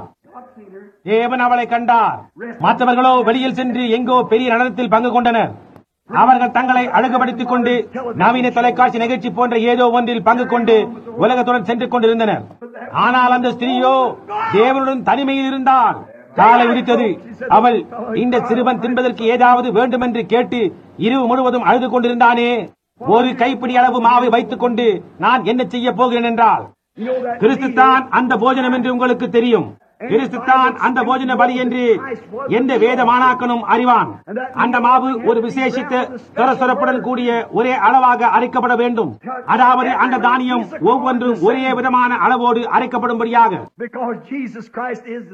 ஏனெனில் இயேசு கிறிஸ்து நேற்றும் இன்றும் என்றும் மாறாதவராயிருக்கிறார். ஒவ்வொரு விசுவாசியும் அதை விசுவாசித்து அதில் இளைப்பாறிக் கொண்டிருக்கிறான். அல்லேலூயா. உங்களுக்கு விருப்பமானால் உங்கள் பழைய தனிந்த சடங்காச்சாரம் உள்ள உங்கள் மார்க்கத்தை வைத்துக் கொள்ளுங்கள். ஆனால் என்னை பொறுத்த மட்டில் கிறிஸ்து நேற்றும் இன்றும் என்று மாறாதவராய் இருக்கிறார் என்று நான் விசுவாசிக்கிறேன். நாத்திகர் மத்தியில் இவ்வுலகில் இதன் பேரில் நான் நிற்கிறேன். அவர் நேற்றும் இன்றும் என்று மாறாதவராய் இருக்கிறார் என்று நான் இன்னமும் விசுவாசிக்கிறேன். அந்த சொரசொருப்புகள் ஒரே அளவுகளாக வெட்டப்படுகின்றது. ஏனெனில் அவர் மாறாதவராயிருக்கிறார். அவர் அன்றிருந்த அதே தேவனாக இன்று காலையில் இருக்கிறார். அவர் எக்காலத்தும் அதே விதமாகவே இருப்பார். அதைதான் அந்த மாவு குறிக்கின்றது.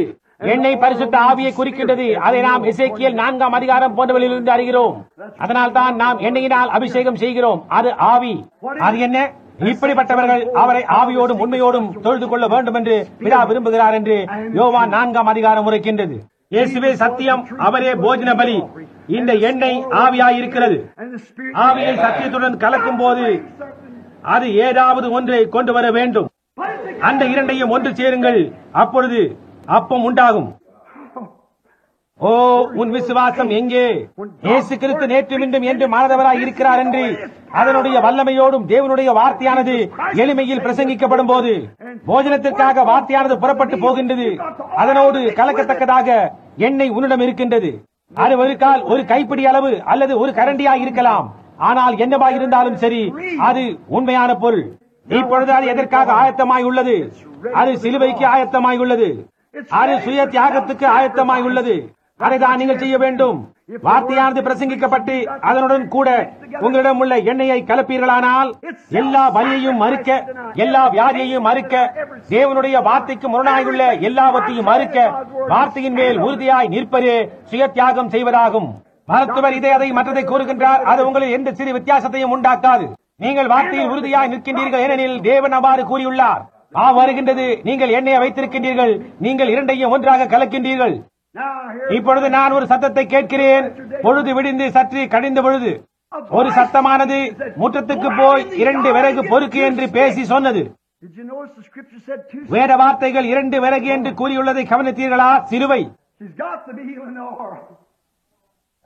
மாவும் எண்ணெயும் அவளிடத்தில் இருக்கின்றது. ஆனால் அவள் அதன் பேரில் செயல் புரியும்படியாய் அழைக்கப்படுகின்றார்.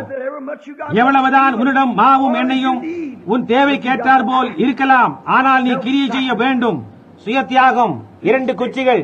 பண்டைய காலங்களில் தீ மூட்டுவதற்கு இதை காட்டிலும் சிறந்த முறையை அவர்கள் கண்டுபிடிக்கவில்லை. நீங்கள் ஒரு கட்டையை எடுத்து மற்றொரு கட்டைக்கு குறுக்கே வைத்து நடுவில் தீ மூட்டி 2 முனைகளிலும் இருந்து உள்ளே தள்ள வேண்டும். அமெரிக்க இந்தியர்கள் அப்படித்தான் தீ மூட்டுவது வழக்கம். நானும் கூட பலமுறை இரவு முழுவதும் எரித்திருக்கிறேன். ஒரு கட்டையை இந்த பக்கமும் மற்றொரு கட்டையை அந்த பக்கமும் வைத்து தீ மூட்டி அது எரிய எரிய உள்ளே தள்ளுவேன். அந்த குச்சிகள் சிலுவையே. வேதம் 2 விறகுகள் என்று கூறுகின்றது. சத்தமானது முற்றத்துக்கு சென்று 2 விறகு சுள்ளிகளை பொறுக்கிக் கொண்டு வா என்றது. அதே சமயத்தில் மலையின் மேல் ஒரு சத்தம் தீர்க்கதரிசியிடம் முழங்கி, நீ ஊருக்குள்ளே போ, நான் கட்டளையிட்டேன் என்றது. ஓ, என்ன! இருவரும் கீழ்ப்படிந்தனர். ஏதோ ஒன்று சம்பவிக்க வேண்டும். இருவரும் கீழ்ப்படுகின்றனர். பிரசங்கியார் வார்த்தையை பிரசங்கித்து அதை ஏற்றுக்கொள்பவர்கள் விசுவாசித்து செயல் புரிந்தால் ஏதோ காரியம் நிகழ்ந்தே ஆக வேண்டும். நீ ஒரு பாவியாயிருந்தால் நீ ரட்சிக்கப்பட வேண்டும். நீ வியாதியாயிருந்தால் நீ சுகமடைய வேண்டும். ஏனெனில் நாம் தேவனை குறித்து நிச்சயமுடையவர்களாக இருந்தால் தேவன் அதை வாக்குத்தத்தம் பண்ணி இருக்கிறார். அவர் தேவனாய் இருப்பது எவ்வளவு நிச்சயமோ அவ்வளவு நிச்சயமாய் அவர் தமது வார்த்தையை நிறைவேற்ற வேண்டும். நிச்சயமாக கட்டளை என்னவெனில், நீ ஊருக்கு போ, அங்கே ஒரு விதவையான ஸ்திரீக்கு கட்டளையிட்டேன் என்பதாம். தீர்க்கதரிசிக்கு முன்பாக ஒரு தரிசனம் உண்டானது. இதோ அவன் நடந்து வருகிறான், அவன் எங்கே போகிறான் என்று அவனுக்கு தெரியாது. அதனால் எந்த ஒரு வித்தியாசமும் இல்லை. அவன் கீழ்ப்படுகின்றான். அவளுக்கு மிருகங்கள் எங்கு கிடைக்கின்றது என்று தெரியாது. ஆனால் முற்றத்தில் எங்கோ 2 விறகு சுள்ளிகள் கிடக்கின்றன. அவள் புறப்பட்ட முற்றத்துக்கு செல்கிறாள். அவள் சுற்றுமுற்றும் பார்க்கிறாள். ஓ, எவ்வளவு வெப்பமாயுள்ளது! ஊரில் எழும்பும் கூக்குரல். இரவில் சுற்றித் திரிபவர்கள் மது அறிந்து செல்கின்றனர். அவள் தெருவை நோக்குகின்றாள். அவள் ஒன்றையும் காணவில்லை. அவள் ஒரு விறகு சுள்ளியை, சிலுவையின் ஒரு பாகத்தை காண்கிறாள், சுய தியாகத்தினை. அவள் மற்றொரு சுள்ளியையும் பொறுக்குகிறாள். அவள் 2வது சுள்ளியை பொறுக்கின போது, ஓ, அது எவ்வளவு அந்தகாரமாக இருந்திருக்க வேண்டும்! மரணம் வாசலில் படுத்து கிடக்கிறது. அவளும் அவளுடைய குமாரனும் இந்த ஆபத்தில் சிறு துண்டை சாப்பிட்டு விட்டு மறித்து போக வேண்டும். அவ்வளவுதான் இருக்கின்ற காரியம் எல்லாம். சில நேரங்களில் அந்தகாரத்தின் மத்தியில் நாம் சத்தத்தை கேட்கிறோம். அவள் 2வது சொல்லியை பொறுக்கிக் கொண்டு திரும்பின போது வாசலில் இருந்து ஒரு சத்தம் புறப்பட்டு வந்து, எனக்கு பாத்திரத்தில் கொஞ்சம் தண்ணீர் கொண்டு வா என்றது. மாவும் எண்ணெயும் பிசைந்து ஆயத்தமாய் இருக்க தன் கரத்தில் குச்சிகளை உடையவளாய் பின்னாக பார்த்து திரும்பினாள். அவள் ஆயத்தப்படுத்தி இருந்தாள் என்று அவள் சொன்னாள். அதுதான் செய்யப்பட வேண்டும். வார்த்தையும் ஆவியும் ஒன்றாக கலக்கப்பட்டு சுய தியாகம் என்னும் சிலுவையின் மேல் வைக்கப்பட்டு நீங்கள் கேட்டதற்கு முரணாயுள்ள எதையுமே மறுக்க வேண்டும். அதுதான் சரியானது. நான் அதை கலந்தேன். இப்பொழுது நான் அந்த விறகு சுள்ளிகளை கொண்டு வரப் போகின்றேன். சத்தமானது, எனக்கு பாத்திரத்தில் கொஞ்சம் தண்ணீர் கொண்டு வா என்றது. அவள் பார்க்கிறாள், ஒரு மனிதன் வாசலின் மேல் சாய்ந்து நின்று கொண்டிருப்பதை அவள் காண்கிறாள். அவன் மெலிந்த தாடியும் வழுக்கை மண்டையும் கொண்டவனாய், ஒரு பழைய ஆட்டு தோலினால் அவனை சுற்றி கொண்டவனாய் வாசலில் இருந்து உள்ளே நோக்கிக் கொண்டிருந்தான். அவன் ஒருவிதமான தயவுள்ள நாணயமுள்ள வயோதிபனாக காணப்பட்டான். அவள் என் தண்ணீரை அவருடன் பகிர்ந்து கொள்கிறேன் என்றாள். ஜீவ தண்ணீர். அதை யாருக்கும் கொடுக்கவும் யாருக்கும் அதை பற்றி கூறவும் எங்கும் சொல்லவும் சித்தமாய் இருக்கிறாய். ஒரு நிமிடம் ஐயா. அவள் தன் கைகளில் சுள்ளிகளை வைத்துக் கொண்டே திரும்பி போகிறாள். மறுபடியுமாக சத்தம் முழங்கினது. உன் தண்ணீரை பகிர்ந்து கொள்வது மாத்திரமல்ல, கொஞ்சம் அப்பமும் உன் கையிலே எனக்கு கொண்டு வா. ஜீவ அப்பமும் ஜீவ தண்ணீரும். அது ஜீவன் உள்ளதா? அது அழிந்தவுடனே அவளும் செத்து விடுவாள். உன் தண்ணீரையும் உன் ஆப்பத்தையும் என்னிடத்தில் கொண்டு வா. நாம் இங்கு என்னத்தை காண்கிறோம்? இங்கு நாம் என்ன பாடத்தை காண முடிகிறது? நீங்கள் முதலாவது தேவனுடைய ராஜ்யத்தையும் அவருடைய நீதியையும் தேடுங்கள், அப்பொழுது இவைகளெல்லாம் உங்களுக்கு கூட கொடுக்கப்படும். கொஞ்சம் தண்ணீரும் கொஞ்சம் அப்பமும் எனக்கு கொண்டு வா. பின்னர் அவள் தனது வருத்தத்தில் திரும்பி பார்த்து ஐயா என்று கூறுவதை என்னால் கேட்க முடிகிறது. நான் கண்ட மனிதர்களில் நீர் வித்தியாசப்பட்டவர். நான் பேச கேட்ட மனிதர் அனைவரிலும் நீர் கூறுவதை உறுதியாக கூறுகிறீர். ஆனால் என்னிடம் இருப்பது கொஞ்சம் மாவே, ஒரு கைப்பிடி அளவும் ஒரு கரண்டி அளவு எண்ணெயுமே. அதை நான் பிசைந்து விட்டேன். இப்பொழுது இந்த 2 சுள்ளிகளை கொண்டு அப்பம் சொல்லப் போகின்றேன். நானும் என் குமாரனும் அதை சாப்பிட்டு சாக போகின்றோம். அவ்வளவு தான் என்னிடம் உள்ளது. அடுத்ததாக நாம் என்ன கேட்கிறோம்? முதலில் ஒரு சிறு அடையை என்னிடத்தில் கொண்டு வா. தேவன் முதலில். யார் என்ன கூறின போதிலும், எது என்ன கூறினாலும், எந்த அத்தாட்சி இருப்பினும், அது எவ்வளவு அந்தகாரமாக தென்பட்டாலும், அது எதுவாயிருப்பினும் கவலை இல்லை. தேவனை முதலில் எடுத்துக் கொள்ளுங்கள். அவருடைய வார்த்தையே முதலில் எடுங்கள். நான் சுகமட முடியாது என்று மருத்துவர் கூறுகின்றார். அவருடைய வார்த்தை முதலில் எடுங்கள். நான் மிக பெரிய பாவி, நான் ஒரு வேசி, நான் ஒரு குடிகாரன். தேவனுடைய வார்த்தை முதலில். உங்கள் பாவங்கள் சிவரென்றிருந்தாலும் உறைந்த மலையை போல் வெண்மையாகும். அவைகள் இரத்தாம்பர சிவப்பாய் இருந்தாலும் பஞ்சை போல் ஆகும். முதலாவதாக தேவன் முதலில் ஒரு சிறிய அடையை பண்ணி என்னிடத்தில் கொண்டு வா. உன்னிடம் உள்ள எல்லாவற்றையும் என்னிடத்தில் கொண்டு வா. அவருடைய கரங்களில் அதை கொடுக்க அவனுக்கு சித்தமா? என் ஜீவியத்தையும் நான் என்னவாய் உள்ளேனோ அது அனைத்தும் எனக்கு 50 வயதாகின்றது. வில்லியம் நாமே அதை என்னிடம் கடத்த உனக்கு சித்தமா? சிறு பிள்ளைகளே, உங்கள் ஜீவித்தை என்னிடம் கடத்த உங்களுக்கு சித்தமா? உங்களால் அதை செய்ய முடியுமா? வாதிப்பட்டுள்ளோரே, உங்களால் என்னை நம்ப முடியுமா? என்னை முதலாவதாக வையுங்கள். உன் கையில் ஒரு சிறு அடையும் கொஞ்சம் தண்ணீரும் என்னிடத்தில் கொண்டு வா. அவள் அவனை பார்த்தாள். அந்த மனிதன் தான் என்ன பேசுகிறான் என்பதை அறிந்திருக்கிறான் என்று ஏதோ ஒன்று அவளிடம் கூறினது. தேவன் தமக்கு சொந்தமானவர்களை அறிந்திருக்கிறார். ஆடுகள் என் சத்தத்துக்கு செவி கொடுக்கிறது. அது வேற வார்த்தைகளா இல்லையா, அது சரியா இல்லையா என்று அவைகள் அறிந்திருக்கின்றன. அவள் கீழ்ப்படிந்து உள்ளே செல்கிறாள். அதைதான் நீங்கள் செய்ய வேண்டும். தீர்க்கதரிசி செய்ய கூறினதற்கு கீழ்ப்படிய அவள் உள்ளே செல்லும் போது ஒவ்வொரு மனிதனும் கேட்க எதிர்பார்த்துக் கொண்டிருக்கும் இடிமுழக்கம் பரலோகத்திலிருந்து இறங்கி வருகிறது. ஒவ்வொரு பாவியும் ஒவ்வொரு நோயாளியும் கேட்க வாஞ்சிக்கும் சத்தம் வருகின்றது. கர்த்தர் உரைக்கிறதாவது என்ற இடிமுழக்கம் தீர்க்கதரிசியின் சத்தத்திலிருந்து புறப்பட்டு வருகிறது.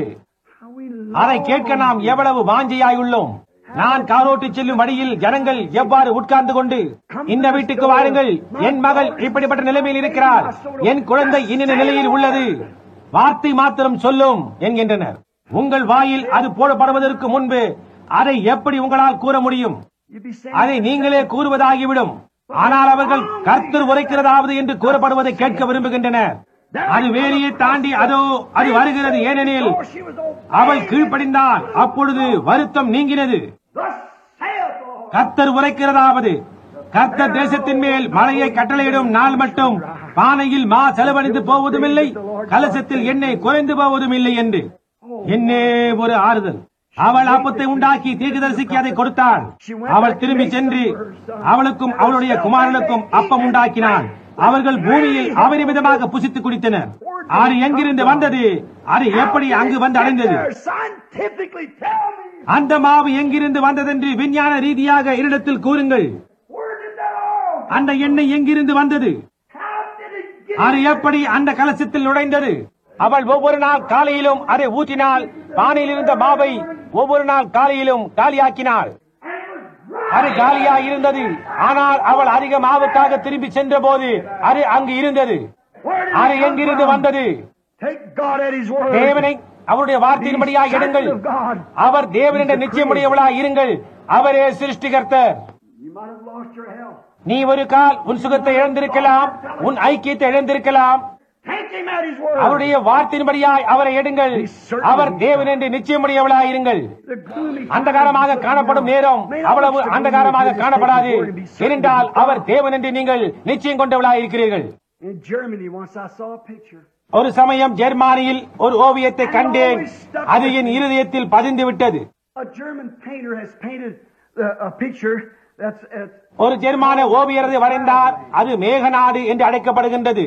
அதை நீங்கள் தூரத்திலிருந்து காண்பீர்களானால் அது நீங்கள் இதுவரையிலும் கண்டிராத மிகவும் பயங்கரமான மேகங்கள் சூழ்ந்த இருளாக உள்ளது. தூரத்திலிருந்து நீங்கள் அதை காணும் போது அது மேகங்கள் கூட்டமாய் இருப்பது போன்று தோன்றுகிறது. ஆனால் நீங்கள் அருகில் சென்று பார்த்தால் அது மாறிவிடுகிறது. அது தேவதூதனுடைய சிறகுகளை அடித்துக் கொண்டு கர்த்தருக்கு அல்லேலூயா பாடிக்கொண்டிருப்பதாக அது உள்ளது. ஆகவே சில நேரங்களில் அந்தகாரம் அப்படியாய்த்தான் உள்ளது. வெகு தூரத்திலிருந்து அதை நீங்கள் காணும் போது அது மிகவும் இருளாகவும் அந்தகாரம் நிறைந்ததாயும் உள்ளது. ஆனால் தேவனை அவருடைய வார்த்தையின்படியாய் ஏற்றுக்கொண்டு அவர் தேவன் என்று நிச்சயமுடையவளாயிருங்கள். அதற்கு அருகே செல்லும் போது தேவதூதனுடைய சிறகுகள் அடித்துக் கொண்டிருப்பதாக உள்ளதை நீங்கள் காணலாம். இந்த விதவை சற்று ஆபிரகாமை போலிருந்தாள். அதாவது அவளுக்கு இருந்த அனைத்தையும் அவள் பலிபீடத்தின் மேல் வைக்கும்படி அழைக்கப்பட்டவளாயிருந்தாள். ஒரு கால் நீங்களும் இன்று காலை அவ்வாறு செய்ய அழைக்கப்பட்டிருக்கலாம். உங்கள் வழிகளை விட்டுவிடுங்கள், உங்கள் அபிசுவாசத்தை விட்டுவிடுங்கள், உங்களுக்குள்ள அனைத்தையும் நீங்கள் விட்டுவிடுங்கள். அதன் பிறகு எண்ணெயும் வார்த்தையும் எடுத்துக்கொண்டு ஒன்றாக கலந்து சுய தியாகம் என்று பலிபீடத்தின் மேல் அதை வையுங்கள். அப்பொழுது நான் பிரசங்கப்படத்தின் மேல் நின்று கொண்டிருப்பது எவ்வளவு உறுதியோ அவ்வளவு உறுதியாக அது தேவனை காட்சியில் கொண்டு வரும். நாம் ஜெபம் செய்யும் போது அதை குறித்து சிந்தனை செய்து பாருங்கள். இன்றைக்கு உங்களுக்கு தேவை ஏதாகிலும் உள்ளதா? உங்களால் சரீர பிரகாரமாக பெற்றுக்கொள்ள முடிவதை காட்டிலும் அதிகமான தேவை உங்களுக்கு உள்ளதா? உங்களுக்கு வாடகை கொடுக்க முடியாத அளவுக்கு பணம் குறைவாக உள்ளதா? உங்கள் பிள்ளைகளுக்கு காலணிகள் அவசியமாய் இருந்து அதை வாங்கி கொடுக்க உங்களிடம் பணம் இல்லையா? உங்கள் வீட்டில் பானை காலியாகி கலசமும் உலரும் நிலையில் உள்ளதா? உங்கள் கால்நடைகளுக்கு தீவனம் வாங்கி போஷிக்க முடியாதபடிக்கு உள்ளதா? அங்கே ஏதோ தவறு இருக்கிறது. அவர் வாக்குத்தத்தம் செய்துள்ளார் என்பது நினைவிருக்கட்டும். நீங்கள் வியாதியாயிருந்து உங்களுக்கு அறுவை சிகிச்சை தேவைப்படுகிறது என்று மருத்துவர் கூறி அதற்கு உங்களிடம் பணம் இல்லையா? உங்களுக்கு தேவை உள்ளதா? Are you a sinner? நீ ஒரு பாவியா? உனக்கு தேவை அதிகமாக உள்ளதா? இன்றைக்கு தேவன் உன்னை அழைப்பாரானால் நீ இழந்து போகும் நிலையில் இருக்கின்றாய் என்று உணர்ந்திருக்கிறாயா? நீ தேவனிடமிருந்து ஓடி செல்லும் பின்வாங்கி போனவனாய் இருக்கிறாயா? நீ ஒரு சபையை சேர்ந்து கொண்டு ஆனால் நீ சரியா இல்லை என்று நீ அறிவாய். வார்த்தையின்படி சரியல்லவென்று உன் சொந்த மனசாட்சி உன்னிடம் கூறினது. உனக்கு ஒரு தேவை ஒன்று உள்ளதா? இந்த வார்த்தைகள் முள்ளுள்ள இடங்களிலோ கற்பாறைகளில் உள்ள இடங்களிலோ கல்லான இருதயங்களில் விழும்படியாக விட்டுவிட வேண்டாம். அவை நல்ல செழிப்பான் நிலத்தில் விழுவதாக. நீ வியாதியா இருந்து நீ சுகமடைய முடியாது என்று மருத்துவர் கூறி உன் வாழ்நாள் முழுவதும் அவரை சேவிப்பதாக நீ தேவனுக்கு வாக்களித்து அவர் தேவன் என்று நிச்சயமுடையவனாய் வந்து அவருடைய தேவையை சந்திப்பாய். உனக்கு தேவை இருக்குமானால் உன் கரத்தை முதலாவதாக தேவனிடம் உயர்த்தி உனக்கு ஒரு தேவை ஒன்று உண்டு என்று அறிவிப்பாயா? தேவன் உங்களை ஆசீர்வதிப்பாராக. நாம் ஜெபம் செய்வோம். ஓ கர்த்தாவே, இன்று காலை நான் பிரசங்கப்படத்தில் நின்று கொண்டிருப்பது எவ்வளவு உறுதியோ அவ்வளவு உறுதியாக இக்கரங்களில் ஒன்றாகிலும் நீர் அறியாமல் உயர்த்தப்பட்டிருக்க முடியாது. ஏனெனில் நீர் தேவனாயிருக்கிறீர்.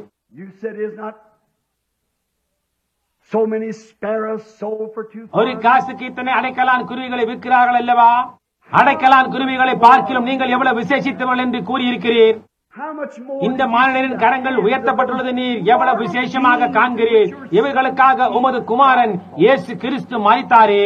இன்று காலை ஒரு அடைக்கலான் குறி விடுவதை காண்பதை காட்டிலும் இவர்களுடைய கரங்களை நீர் எவ்வளவு விசேஷமாக காண்கிறீர். இன்று காலையில் ஒரு டஜன் அடைக்கலான் குருவிகள் ஒரு காசுக்கு கூட விற்கப்படாது என்று நினைக்கிறேன். ஏனெனில் யாருக்கும் அவை அவசியமில்லை. அவைகளை வைத்து போஷிப்பது தொல்லையாகும். ஆனால் நீரோ அவை ஒவ்வொன்றையும் அறிந்திருக்கிறீர். அவைகளின் உடல்களில் உள்ள ஒவ்வொரு இறகையும் நீர் அறிந்திருக்கிறீர். எங்கள் தலையில் உள்ள ஒவ்வொரு மயிரையும் நீர் அறிந்திருக்கிறீர். ஓ கர்த்தாவே, ஜெபத்துக்கு பதில் அளிப்பீராக. நீர் தேவன் என்றும் அது உம்முடைய ஆவி என்றும் இன்று காலை அவர்கள் உறுதி கொள்வார்களாக. இந்த நவீன கால மார்க்கத்தின் புத்தியீனமும் பகட்டும் அவர்களை விட்டு எடுபடுவதாக. ஓ நான் இன்ன சபையை சேர்ந்திருக்கிறேன் என்று அவர்கள் கூறுவதும் தேவனே அது அவர்களுடைய சிந்தையிலிருந்து இப்பொழுதே மறைவதாக. இந்த ஒரு நொடி பொழுதில் அவர்கள் நித்திய ஜீவனின் காட்சியை கிரகித்துக் கொள்வார்களாக. அப்பொழுது அவர்கள் அதை தேடி அதற்காக பசிக்கொண்டு தேவன் எப்படிப்பட்டவர் என்று அறிந்து அவர் உண்டென்றும் அவர் தமது வார்த்தையை நிறைவேற்றுகிறார் என்றும் நிச்சயமுடையவர்களாயிருப்பார்கள். பாவிகளுக்கு அவர்கள் மனம் திரும்பி இயேசு கிறிஸ்துவின் நாமத்தில் கொடுக்கப்படும் ஞானஸ்தானத்துக்கு ஆயத்தமாவார்களாக. அவர்களுக்கு பரிசுத்த ஆவியை தருவதாக நீர் வாக்குறுதி இருக்கிறீர். கர்த்தாவே, நீர் அவ்வாறு கூறியுள்ளீர். உமது வாக்குத்தத்தை நீர் நிறைவேற்றுகிறவராயிருக்கிறீர். நீர் தேவனிடம் நிச்சயம் கொண்ட ஒரு பின்வாங்கி போனவன் அவன் உம்மை விட்டு அலைந்து திரிந்தனர். அவர்கள் இன்று வருவார்களாக.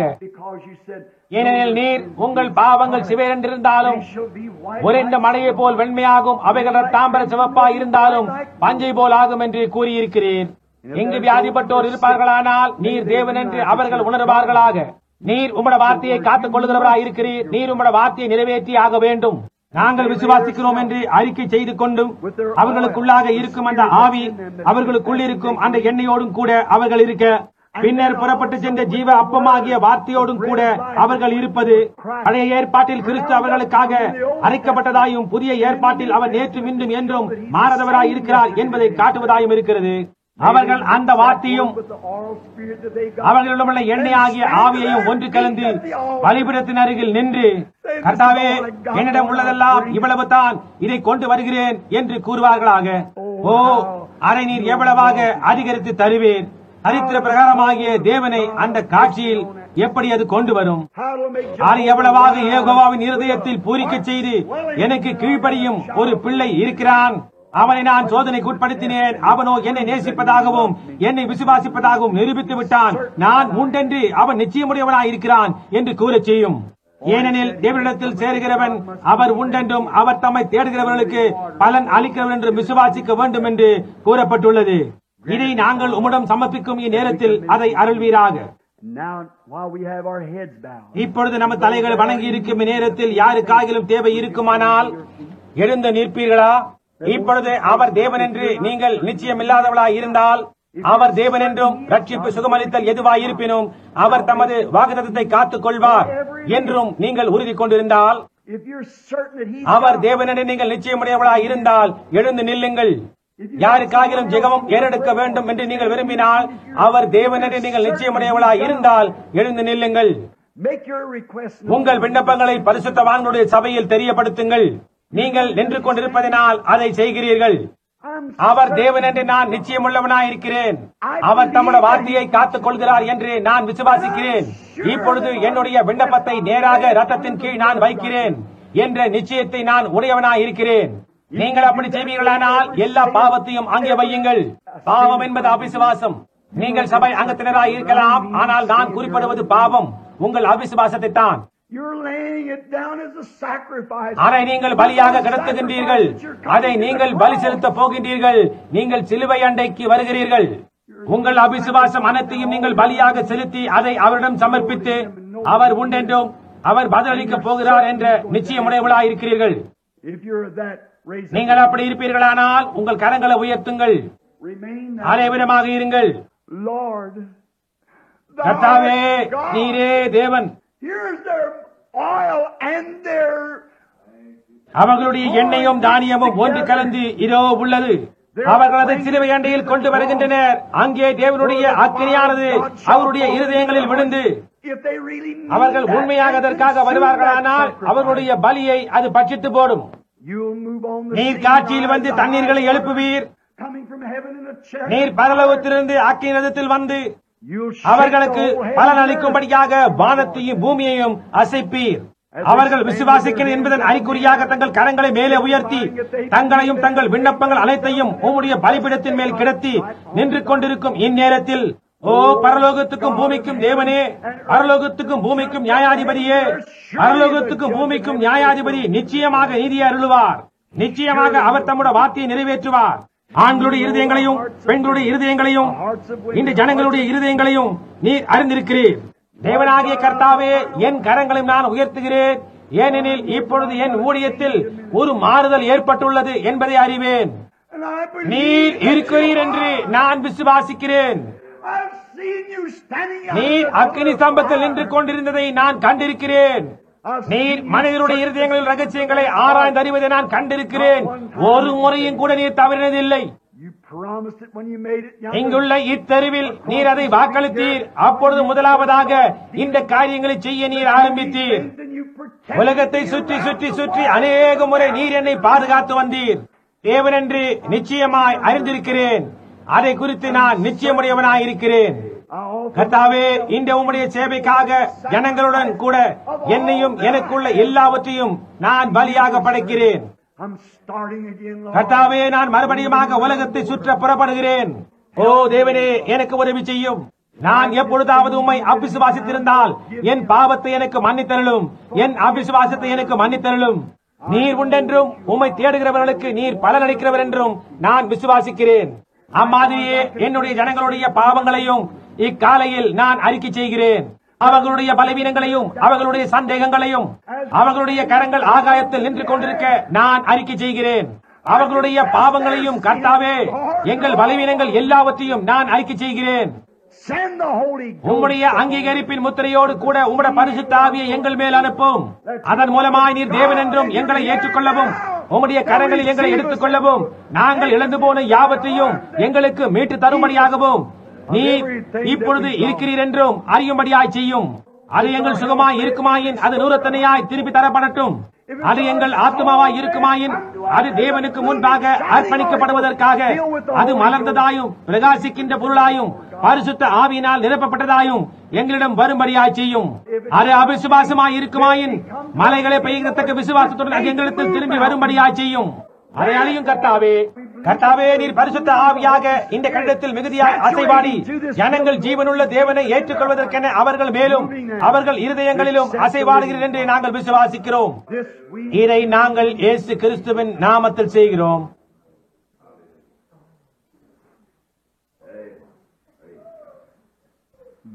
My faith looks up to thee, thou Lamb of Calvary, Savior divine. Now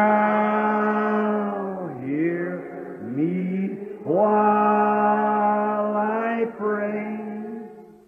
Take all my sins away, nor let me ever stray from thee aside. அதை நீங்கள் உண்மையான அர்த்தத்தில் கூறுகின்றீர்களா? அதை நீங்கள் பெற்றுக் கொள்ளுகின்றீர்களா?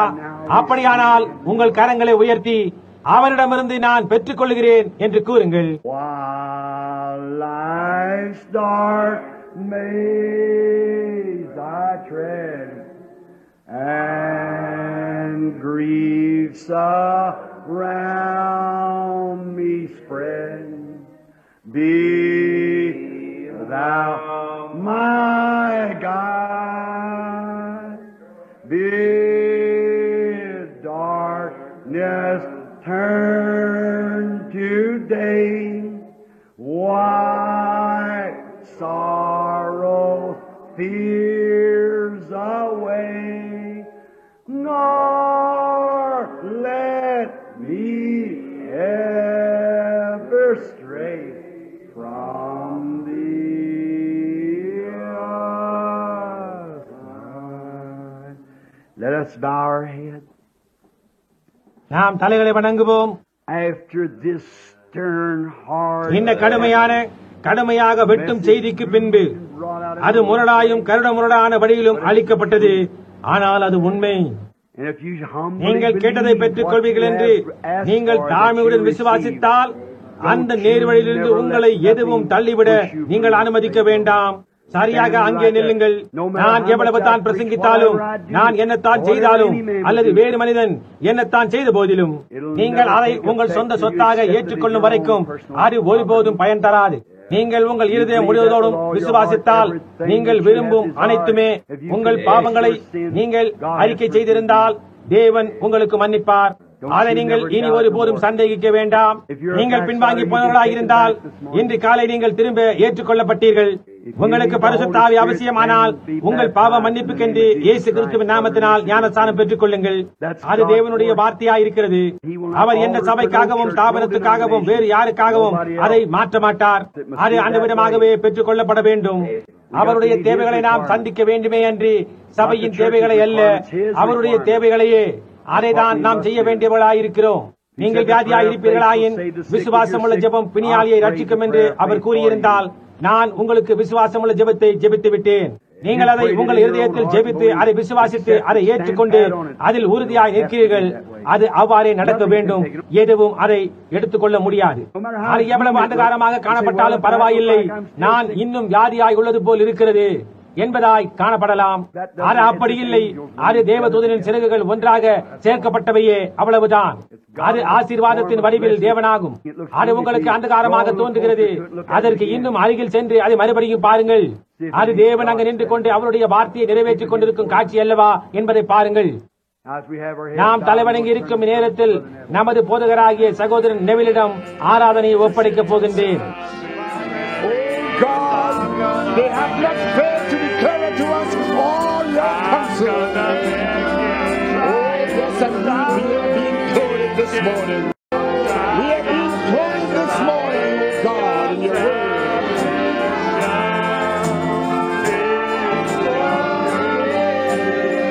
Bless the musicians. Bless the song leaders. Bless everyone that is making their contribution.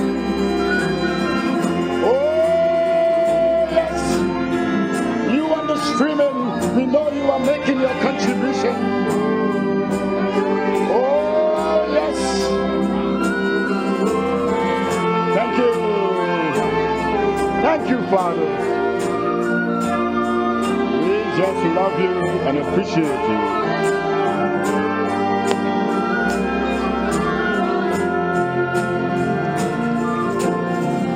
Oh, yes, we come to express our childlike love.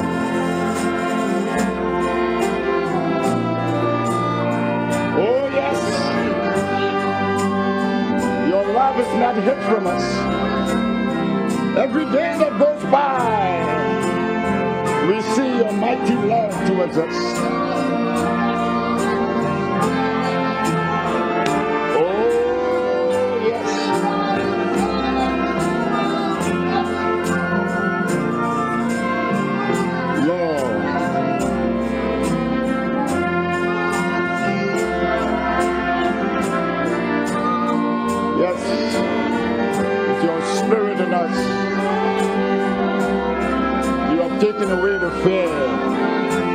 debt. We have taken away the fear, Lord, O God, of what man can do unto us.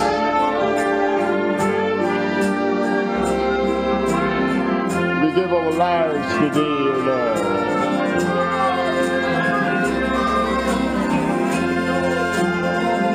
You created a soul, O God, that you might have a place of habitation. And you have fulfilled that today, Lord, with us. And we want you to know that we appreciate this privilege. Oh yes, we appreciate this privilege, Lord, oh God, to give unto you the soul that you have created to be a resting place. Oh, Father.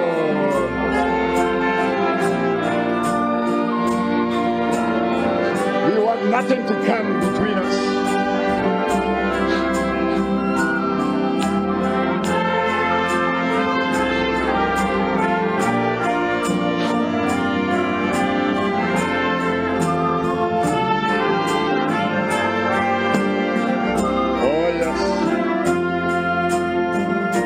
Tell the Father how much you appreciate him.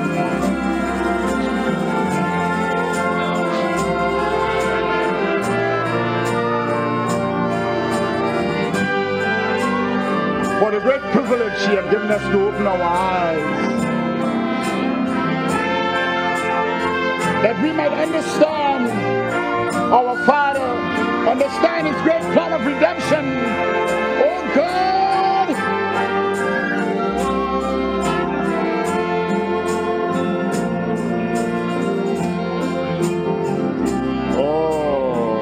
Thank you for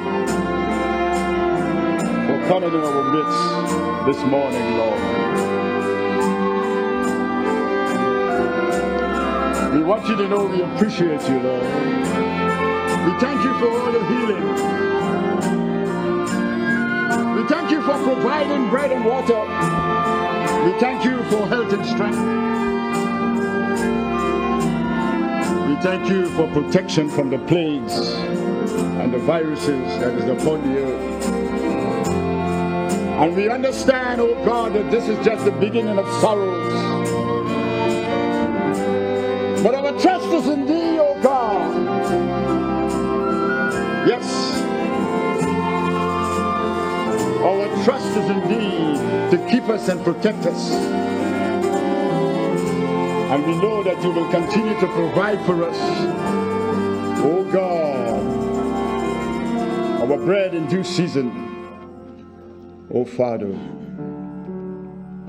let us lift our hands and tell the Lord that we truly appreciate him. All these years he has kept us. Oh yes, that's love divine. Oh God, love divine. This is what love divine is all about. So contrary to the love of man. Oh yes, it just motivates us to thank him, to see, oh God, where you brought us from. Oh God, we were in darkness. We were blind, we were wretched, we were miserable and naked. Oh God, and you brought us from all that. You did not look upon our sins and our mistakes, and you chose us from before the foundation of the world. Oh God, we are here this morning like that one leper. We come to thank you. Oh yes, we come to thank you, Lord.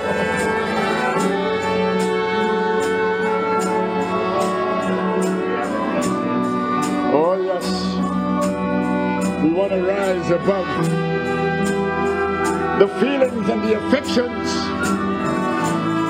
Oh God, rise above the temptations. Oh Lord. Yes. And we want to look at what you are doing, Lord, amongst us. Oh yes.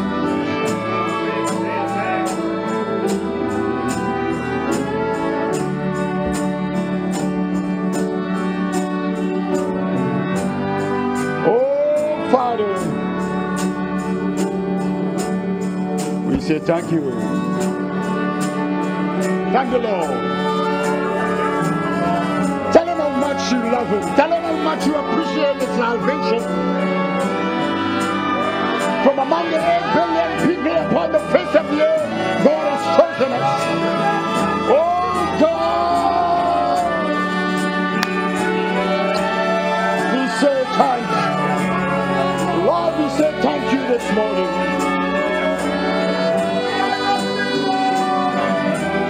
We want to tell you we love you and we appreciate the salvation that you have brought by the offering of your Son to Calvary.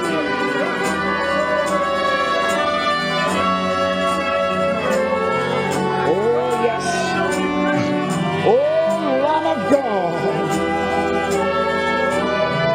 You made a way for us that we could be reconciled back to the Garden of Eden. What a privilege this is. Oh God, what a privilege this is. We are on our way back to the Garden of Eden. Oh God, where our forefather Adam fell. Oh yes. That is why we pour our hearts unto thee this morning. Thank you for your faithfulness, Lord. Oh God, help us to be faithful as thou art faithful.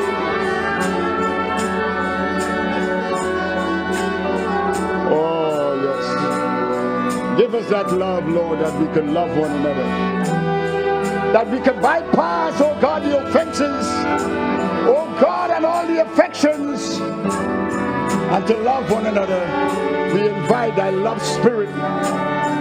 Come, Lord, with thy love spirit, Lord, oh God, amongst us.